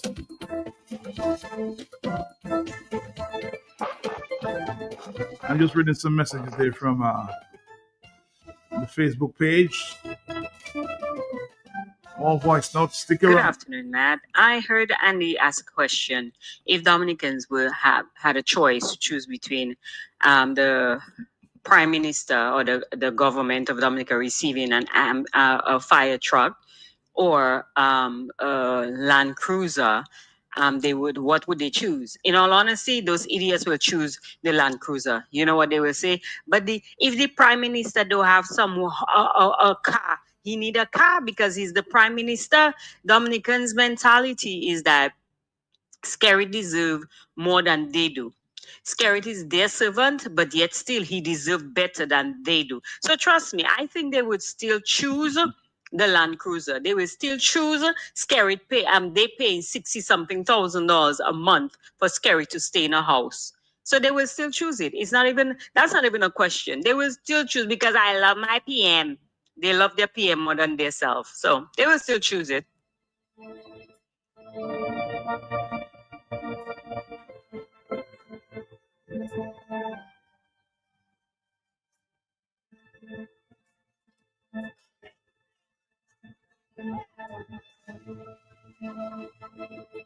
Again, Andy, it's just about priorities in this country. You know what we spend time doing. Well, you know. I hope that wouldn't be the same. People are getting a lot of examples here of the way we do things, and the way that things are done. You know, Matt, last time I was on your show, remember we had the question that we found out that we were getting brand new garbage trucks, and the garbage trucks that we were getting were not brand new. So obviously, the person that procures these things are probably not really understanding exactly what it is. But when the PM gets his stuff, he gets brand new stuff, and then when we get our garbage trucks, we get used garbage trucks. So I don't know what the relationship is, but we have to get our ducks lined up, Matt. And this fire is gonna take a lot out of the Dominican economy. That's a very, very popular spot there. There's a couple bus stops right there. But I think there's a lot of lessons to be learned from there. We definitely have to have, and I don't know if it's the fire chief that needs to make the requests for equipment. Blue brought up a very, very important point that the hoses were leaky and this was happening. We need to do better than that, Matt. We have to, if we want to have this futuristic country that we're talking about. We need to understand. Maybe Andy, you should get a few hoses for the firemen if they request it, huh? Well, again, it would be nice to get those things, Matt. You know, I'm going to tell you a true story, and this didn't just happen to me alone. It happened to Thompson as well. I am happy to help, but a lot of times, Matt, if the request doesn't come, people don't understand. If the request doesn't come from an official level, then nothing can happen. It's been seen many times, and you've had people on your show before that have brought things into Dominica to donate, and they're not able to get it for customs. We've had people. I remember. I remember Thompson Fontaine you had on your show one time, and he was able to procure stuff, but he wanted just a letter from the administration saying this is to use by the government of Dominica, and he had a significant amount of difficulty just getting that recognition. So a lot of times, a lot of us are interested in helping, especially in the diaspora, Matt. We want good things. But Matt, we also have to let people know that sometimes our politician prevents the help from coming along. We do not get the help that we need. Mervin on the telephone. Mervin, are you there, caller? Yeah, I'm still there.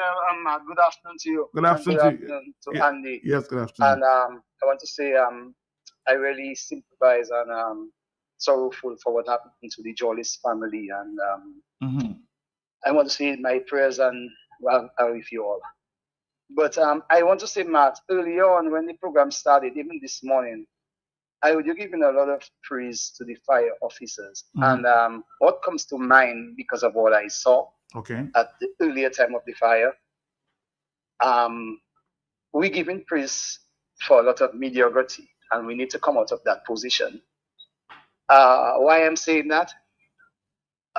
You can see a lot of the fire officers I saw there. One, they were untrained. Two, maybe because of the magnitude of the fire, they were also in shock, don't know what to do.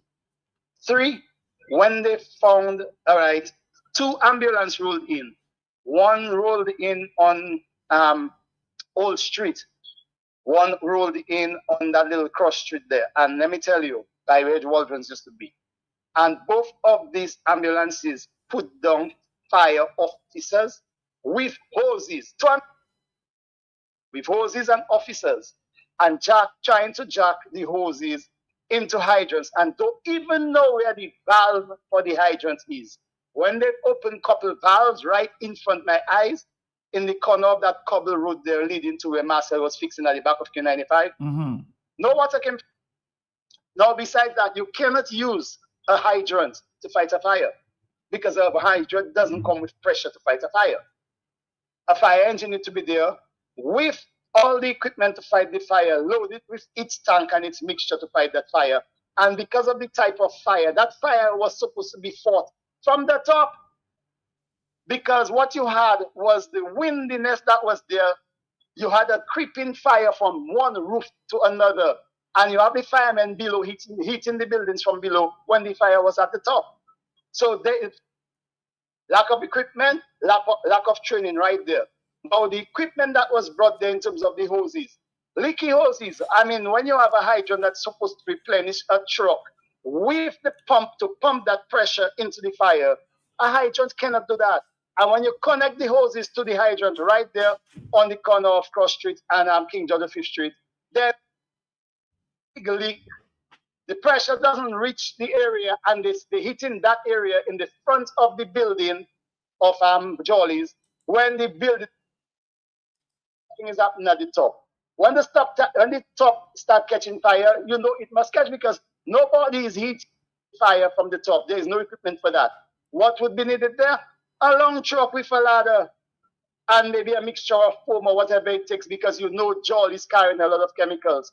So praises that are given, maybe they have to go back to the policy makers, but at the same time, you cannot say kudos to the fire officers when you had a lot of untrained people there. I saw a fireman offloading a hose from a Land Cruiser, and he has his phone in the other hand, you know, and that's like Bloomquist area. And one local guy decided where you bringing the hose is not there it's supposed to be, and he went between the back parking lot of Jollies to fight the fire between Bloomquist and Ting. He, an officer, is kind of telling him, no, it's not there, he wants the hose. And he's seeing where he's there now, asking people to help him. Everybody have their phones up and nobody willing to help. And bro, that was the most appalling thing.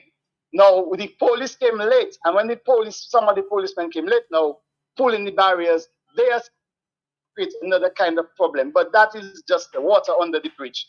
What we really need in this place is really and truly look at the kind of concept that went down on Saturday, and you have Sunday night into early Monday morning a big fire. So you're spending millions of dollars on a concert, and then you haven't got a firefighting capability in the middle of Roseau. Matt, you know how many times we had that talk on your radio talking about one fire engine that's working? Mm-hmm. Look at exactly what happened now. One truck, not enough, and then when the Land Rover came in to join, the Land Rover came in about an hour late, you know, but it doesn't have storage for water. All it has now is a pumping system and hoses, equipment. And when it started offloading that, even that was too late. By then, the Jollies building was on fire. And it really hurt me because that's when I really left the area because I could not digest more of that. Because I am seeing untrained people, a lack of resources, and hydrants that don't work. And I'm telling you, I want to add that there. The person who removed most of the standpipes in Roseau was standing right there filming everything. My brother, we just in a sorry state of affairs, and we need to change what's happening from the top. Have a good day. Have a good And day. my condolences, ma'am, and my heart goes out to the Jolly's family, and even when I say the extended, all those who use in the gym, the people have to come and get, even Andy explaining there. Look at what happened with the whole database with all the servers they have there. You know what it's going to take to build that back, and even to follow up with people that are on particular medications. It's going to be a pile up at the other two places, because when that database is down, people have to come with their receipts, their book, their follow-ups, and that's going to take to put that system in what is left of the Jolly's family. But my heart goes out to you all. Have a good day. Andy, have a good one. Bye-bye. Thank you. And there are many lessons to be learned. There are some lessons here that we must learn, and as I said, we have to try to figure out how to put things together and get it right. But he's right. I mean, I saw so many pictures, Matt. I can tell you, I probably have 120 pictures on the phone.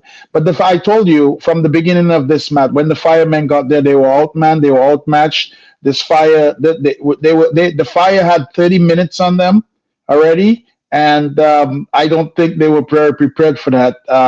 There was very little coordination at that time between the police and the fire, which is shocking because they're right next to each other. Everybody's trying to get to my cell phone because our telephones are not working, the landlines.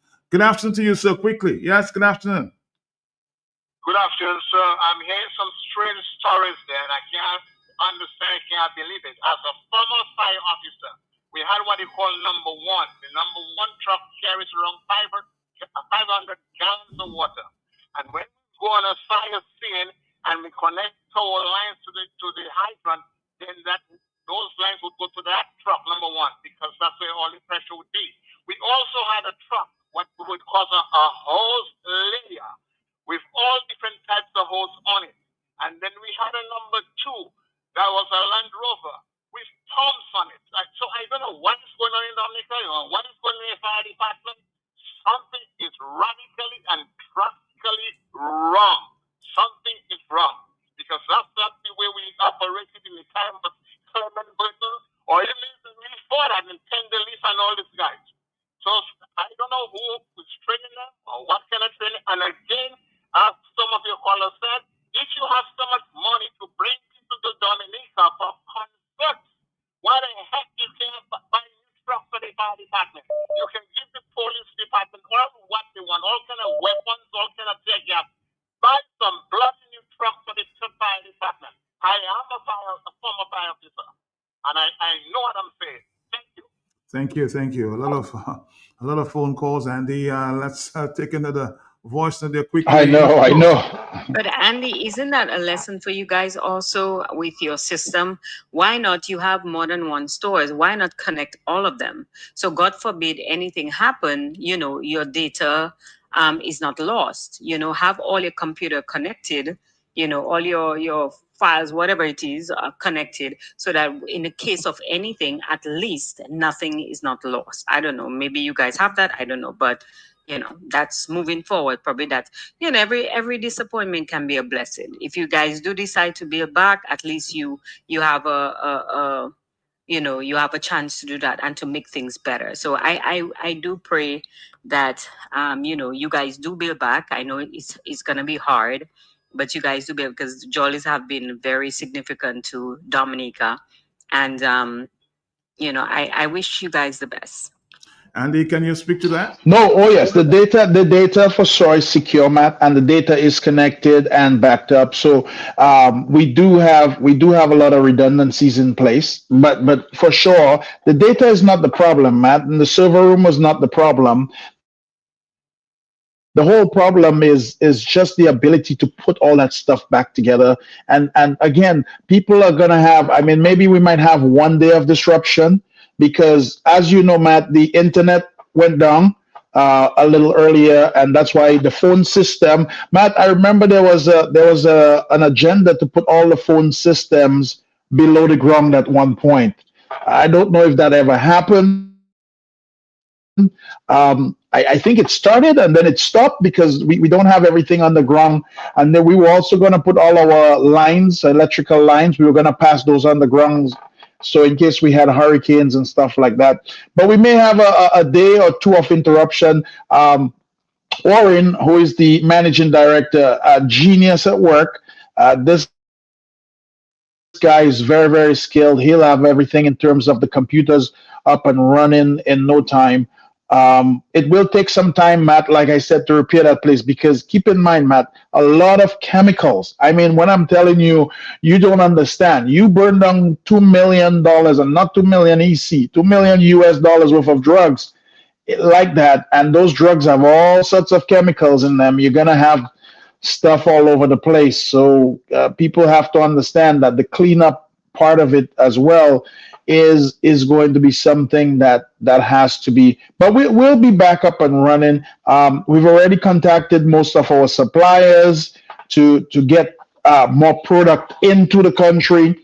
But Matt, you have to understand while all that's happening, somebody has to fund that and we have to put the money to the table. It's not like the government walked in today and said, hey guys, we understand that you guys are necessity, so whatever you bring in is going to be duty free, or whatever you bring in, don't worry about it, just bring it in and get it here as quick as possible. But we appreciate everybody understanding that for the next But probably I did hear, as I said, I did hear the Prime Minister saying this morning there that he'll help in the recovery effort. So maybe that's on the table. Andy, maybe it is. Maybe like I said, maybe it is. Can you hear me? I'm hearing you. But before you move on, let's take a voice note. Let's take this one because we don't Good have too much afternoon, time. Matt, Good and afternoon. Mr. Jollies, as well as all Dominicans. Yes. Mr. Jollies, I am very saddened at that fire in Roseau that destroyed the old Jollies pharmacy, as well as the other businesses. I sympathize with you and the other businesses, as well as the employees who have lost significantly. And what I would say is that this is not just a liability for the businesses, because as we know, and as Mr. Jolly said, that there are things that the insurance companies don't cover. And he is right about that, because when you do an inventory and when you insure a building, it is based on the value, on the book value, what you have on the books. It is not really based on the projected value to replace that property or to replace your stock. And so the client is always not going to recover 100%. And that too, with all those fires, is a major catastrophe for the insurance companies as well, because they must pay all the claims. And we saw with Hurricane Maria what happened to the only local insurance company we had in Dominica, FDIC. They were not being able to pay out their claims, and as a result, they went under. So the liability is all around, and it's a very unfortunate situation. Matt, it's very interesting that Mr. Jolly spoke about how long it took the fire truck to get to the area. That has always been from as long as I can remember. I remember many years ago when there was a fire at Astafans right there in the back door of the fires. Mm-hmm. Are we there? I don't know. We lost that. Let's go ahead. Service, the fire headquarters. You know how long it took them to get there? And man, I just don't know what to make of that. But again, we have no emergency lanes for those emergency vehicles, and we have been hearing about a new Roseau only in promises, a new Roseau for many years. That is why the government has to follow up on their promises for development of the city in Roseau, so that when the city is done, there will be sprinklers, there will be emergency lanes for emergency vehicles to get to wherever they have to get to in a timely fashion. But no, that seemed not to be the priority of government. The priority of government seems to be a lavish waste on SIWO, on all other things except what is going to be beneficial for the country. The government seems to be only working for themselves and not the country and its people. And I hope, they take stock of that. What happened in Roseau, that major fire, that catastrophic fire. I hope they're taking stock of that and to do the things or implement the necessary things, maybe through the planning division or what have you, so that we can avoid some of the major liabilities to that. And Mr. Jolie said that there's some things that the insurance is not going to replace, and he is right on that. And not only not the sentimental part of the thing that they're going to replace, they're not going to replace that, but when an appraisal is done, when you insure the property, your property, and you insure your stocks at the time is insured at the value at which you bought it, and the property is insured based on the book value at the time. But when there is a catastrophe like what happened there, then how are they going to pay? They're going to be paid based on the value your stocks were insured for, and not on the current market value. If you had old stocks and stocks in your storeroom, and let's say you spent like $50,000 on stocks, then those are very stocks today. Depending on the time you have those stocks, the very stocks today, you might well need about $60,000 to $70,000 to replace those same stocks, because in the land of tariffs and everything, everything has gone up. It is going to cost more to replace your stocks than what you actually spent and what you actually covered them for. So that is just my little 2 cents, Matt. And just to add, I am hoping that the businesses will recover and rebuild, and persons will be able to go back to work. And that's just that's my take for today. Thank you. All right, so good afternoon to you, Maslin. I'm saying good afternoon. I had to report that this young lady, the owner of this restaurant, not feeling too well, may have been taken to the hospital. I wish you speedy recovery, huh? Just know the kind of pressures you're under at this time. Miss Prosper, hold tight, stay strong. Let's take one or two more phone calls before we allow Mr. Andy Jolly to wrap up here. Hello, talk to me. Yes, quickly, please. Hello? Yes, hello. Hi, nurse. Mr. Andy Jolly, I feel your pain. I feel what is going on. I am really hurt with what went on at all your maybe the place where you sell all your drugs. Mr. Andy, I work up to 68 years. When I go to the hospital, I cannot get my medicine there. I have to go to Fokole by that Giddens girl, very good worker, will get my medicine for me. If it even come too late, I cannot get it. She would send for me, and then you pay a little something on it. And I'm very happy for her. I feel a little pain. I don't know how you're going to fix that up here, because it's a lot there today. But Mr. Jolly, God will take care of all you.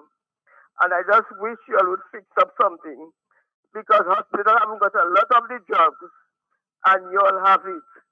And we need the medicine for all of us.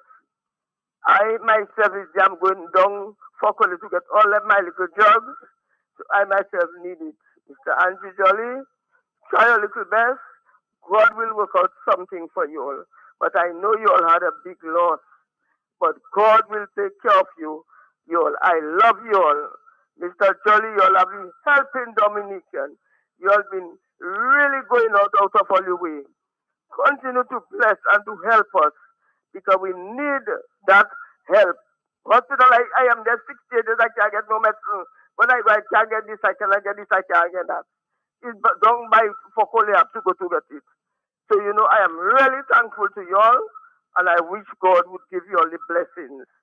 And I know He will show you all. Do the best because I myself need my medicine. Have a blessed day in Jesus. Bye-bye. All right, commendations there for you, Andy, and the team. We have a few Thank you, more thank minutes you. to wrap it up. Well, hopefully what we can do soon, and I'm hoping that we can have a meeting of the minds. Hopefully we give us a couple of days to wrap this up, but we can probably extend some of the hours out of the other stores that are in Roseau, which is on Great George Street, and probably extend the hours, hopefully, of the Fork Olay store, which is actually open pretty late as well, too. So hopefully we can get that together. As for the medicines, we might experience some shortages because Matt, a lot of those medicines that we lost in that, so we lost the entire storeroom of medicines, Matt. Everything for about 4 to 6 months. So that in itself, medicines are very expensive. The duties on those are not particularly cheap by any point. I mean, to put that storeroom back together, man, like I said, we lost about a storeroom worth about $2 million US worth of stuff. So to put that together and to bring that back together, that's going to take some time and it's going to take some effort. So we ask people to just be patient with us. We hope we can redirect some of the staff and put things together. The cleanup is going to take a while. Like I said, there are a lot of toxic chemicals there. I know a lot of the other business owners. I mean, we were probably one of the business owners that probably have a few other satellite locations that we can work from. But the other business owners probably don't have that. So those business owners are not going to work today. So I do sympathize with them. But we gotta stand in there and hold strong. It's gonna be a tough road ahead, Matt. But one last thing, and I have to put this in there, is one of the biggest hurdles, Matt, to repair or to build anything in Dominica is going to be our planning department. Our planning department is grossly understaffed. And I think something needs to be done about it because I think we need to kind of move forward in Dominica, and we don't want to end up probably like California, where we end up with a bunch of red tape and things that are going to hold us back if we need to move. So that needs to be looked at some point. It would be nice to see our representatives for Roseau Central show up and really take center stage on things like this. This is a very, very tragic event for Dominica and for Roseau, the constituency of Roseau as a whole. So it's I'm going to tell you, Matt, the only thing I told my brother is there's only one good thing that came from this. You know what that is, Matt? There's just one good thing. And Matt, do you know what that is? Well, here's the bad, and it depends on which side you're on, Matt. Taxes were due next month in March for us, and we lost everything. We lost everything. We lost all the data and all that stuff for the taxes. So the good news is we don't have any information for the taxes. But the good news is we're gonna try our best to put things together and try to make sure we put things back in a stable position as soon as possible. It's going to take a lot of hard work. It's going to need everybody's help and assistance. But I want to say thank you to everybody out there for really, sympathizing with us. We will put things back together. We're a very strong crew and we understand what we're doing, but we'll try to keep the interruptions down to as little as possible. Many more people want to, of course, wish call in and wish you guys the best. Let's see. I think I missed Boston on the telephone at this time.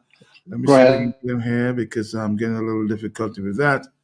Let's see. Also, give me a call back. We'll try to hook you up there because we can't. Our telephone lines, landlines are not working. So, but if you want at this time, call. I'm going to give you 5 more minutes. Okay. Call the number 616-4257. That's the only line working at this time. 616-4257. So we can drop because I'm not getting a connection there on my cell phone at this time. So you can well understand. Everybody's trying to call in at this time You to know, say Matt, thank and you. several But for several some reason, I'm not several connecting, pe- and I'm very disappointed about that. Well, the phone is yeah. giving me some issues here. So give me a call, 449-3095. Tomorrow we'll, of course, explore the issue as to why the doctor himself has not been given bail. Talk to a top lawyer about that. Hello, talk to me on the telephone, yes? Yes, Matt. Good afternoon. For the longest while I've been trying. Good afternoon, Mr. Andy. Mr. Andy, I'm very saddened for what happened to you all. Very. And my name is Lucille. You sure you know that name? And I can tell you only my wardrobe that is not in Jolly Pharmacy. That is to show you how much that's where I stay in Jim. All of them can tell you. Because we have a big hospital that has no medication in it. And that is where I have to buy all my medication with my little social security money. I worked 29 years in hospital. We never miss medication in hospital. And today, we have a pharmacy that has nothing. So I'm sorry to see what happened. Try and keep up our little pharmacy for us. Please, please, please. Because that's what a lot of us are like. Thank you. God bless you. All right, thank you too. I think Thank you. Thank you. The United Progressive Party, the UPP, is under the leadership of Joshua Francis. Says like we express its profound sorrow and heartfelt sympathies to the Jolly Pharmacy on the occasion of that they are going through at this time, and also the other business owners who've been affected by this. It's a long press release, but I'm just getting to the core of that. So they're basically saying the tragic event has resulted in significant loss, homes and destroyed, businesses reduced to ashes, and livelihoods disrupted. To those who are now facing the painful task of rebuilding, we want to say, of course, you're not alone. Our thoughts and prayers are with you at this time, at this, of course, extremely difficult time. That's from Mr. UPP, of course, the United Progressive Party, led by Joshua Francis. So it's sympathies to you, Andy, and of course, the team of the UPP from. Thank you. Thank you. Yeah, so a lot of people are just sending messages of sympathies, and Yeah. just asking you to hold strong. Well, we definitely will. It's something. Matt, keep in mind. My only issue of this is we were collateral damage in this entire thing, and if we had the right equipment, I think if we had the right people, if we had things set in place and more organized a little bit better, I think we could have done better, and a lot could have been spared. But again, lessons learned. We need to do better. We need to focus. We do not need to forget this. I need everybody out there to know this is not something that we should forget. When I come on Matt's show and I tell people about these and I show them the main points, I want them to remember that these are learning points and these are improvement points in our life, and we should not miss them. We should take every opportunity to grow and to get better and move on from there. Hello, talk to me on the telephone. Wow. Hello, yes. It's a very difficult. Yes, hello, Matt. Good afternoon to you, yes. To you and Mr. Jolly. Mr. Jolly, sorry for your loss and all the other business people, the people who lose their jobs. Man, I listen to your program all the time, and sometimes when Mr. Jolly is on, I listen too. It's just like so sad, as if everything in Dominica upside down and back to front. Nobody, emergency is not a concern. I was looking at a video and I saw a fireman coming from a vehicle, and that's when he's dressing on the road. I'm like, what the heck is going on? You have an emergency, you should always be prepared, be on call, because you just don't know when. I have my house, I live in the youth, I see things differently.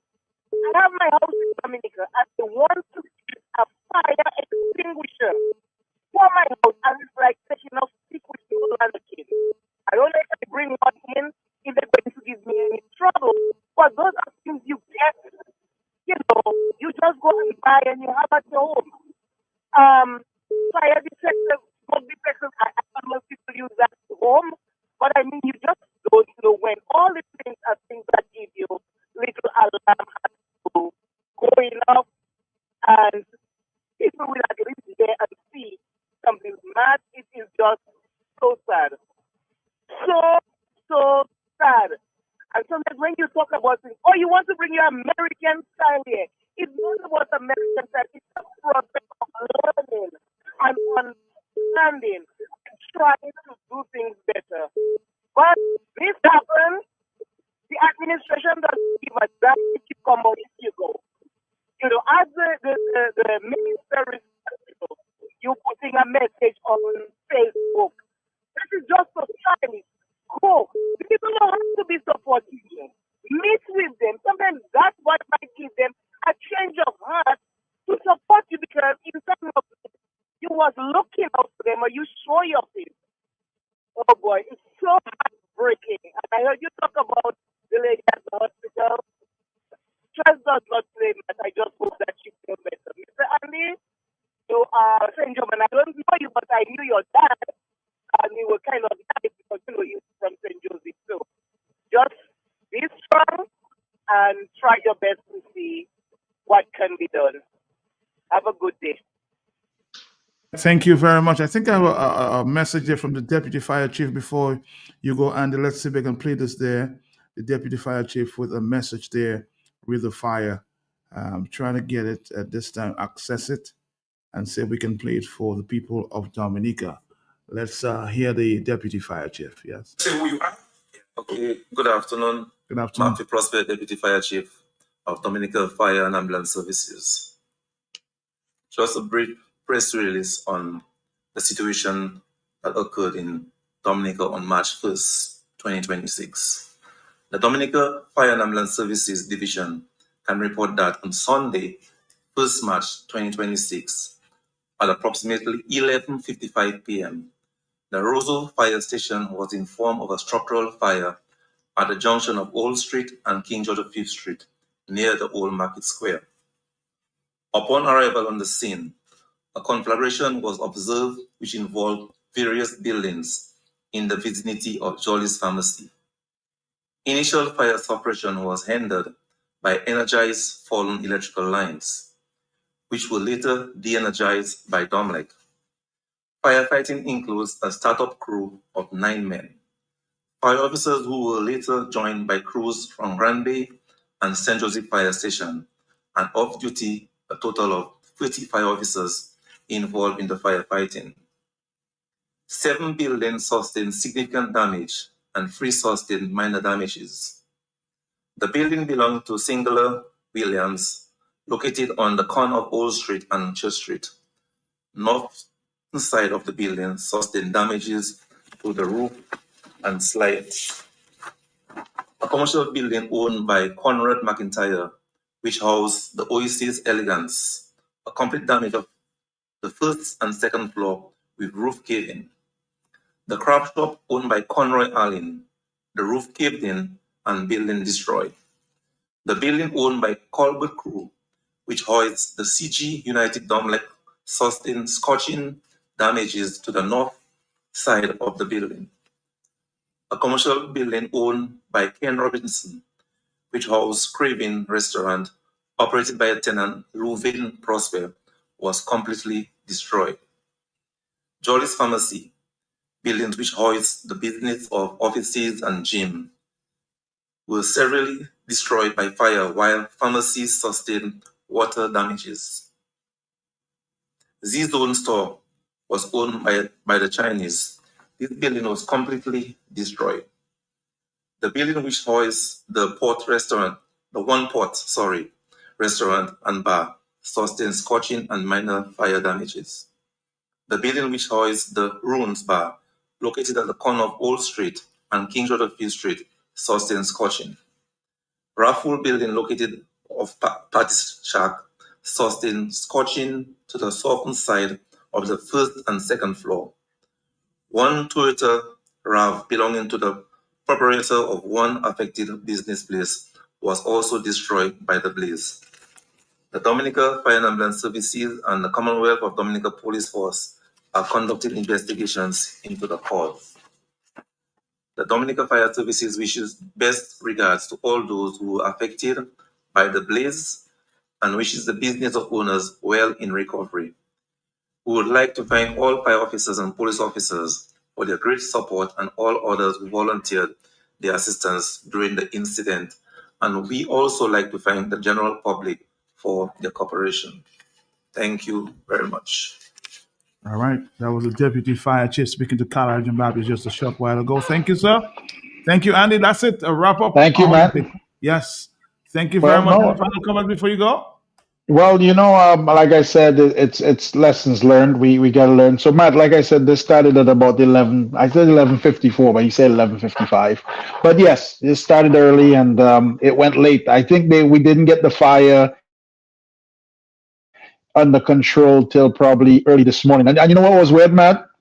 The hoses were being wrapped up and there was still fire inside the building, and like people had to call back and say, hey, there's still smoke coming from in here. But we just probably have to look for some better training.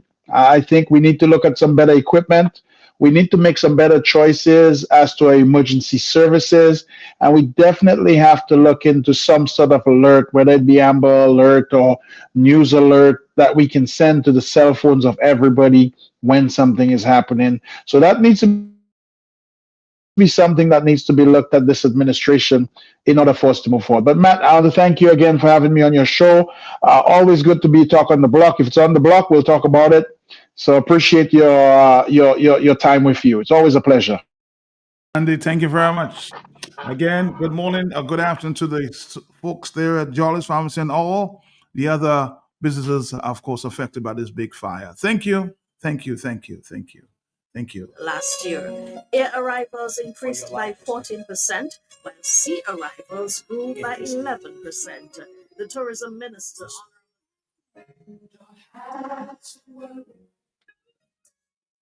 Don't you be afraid.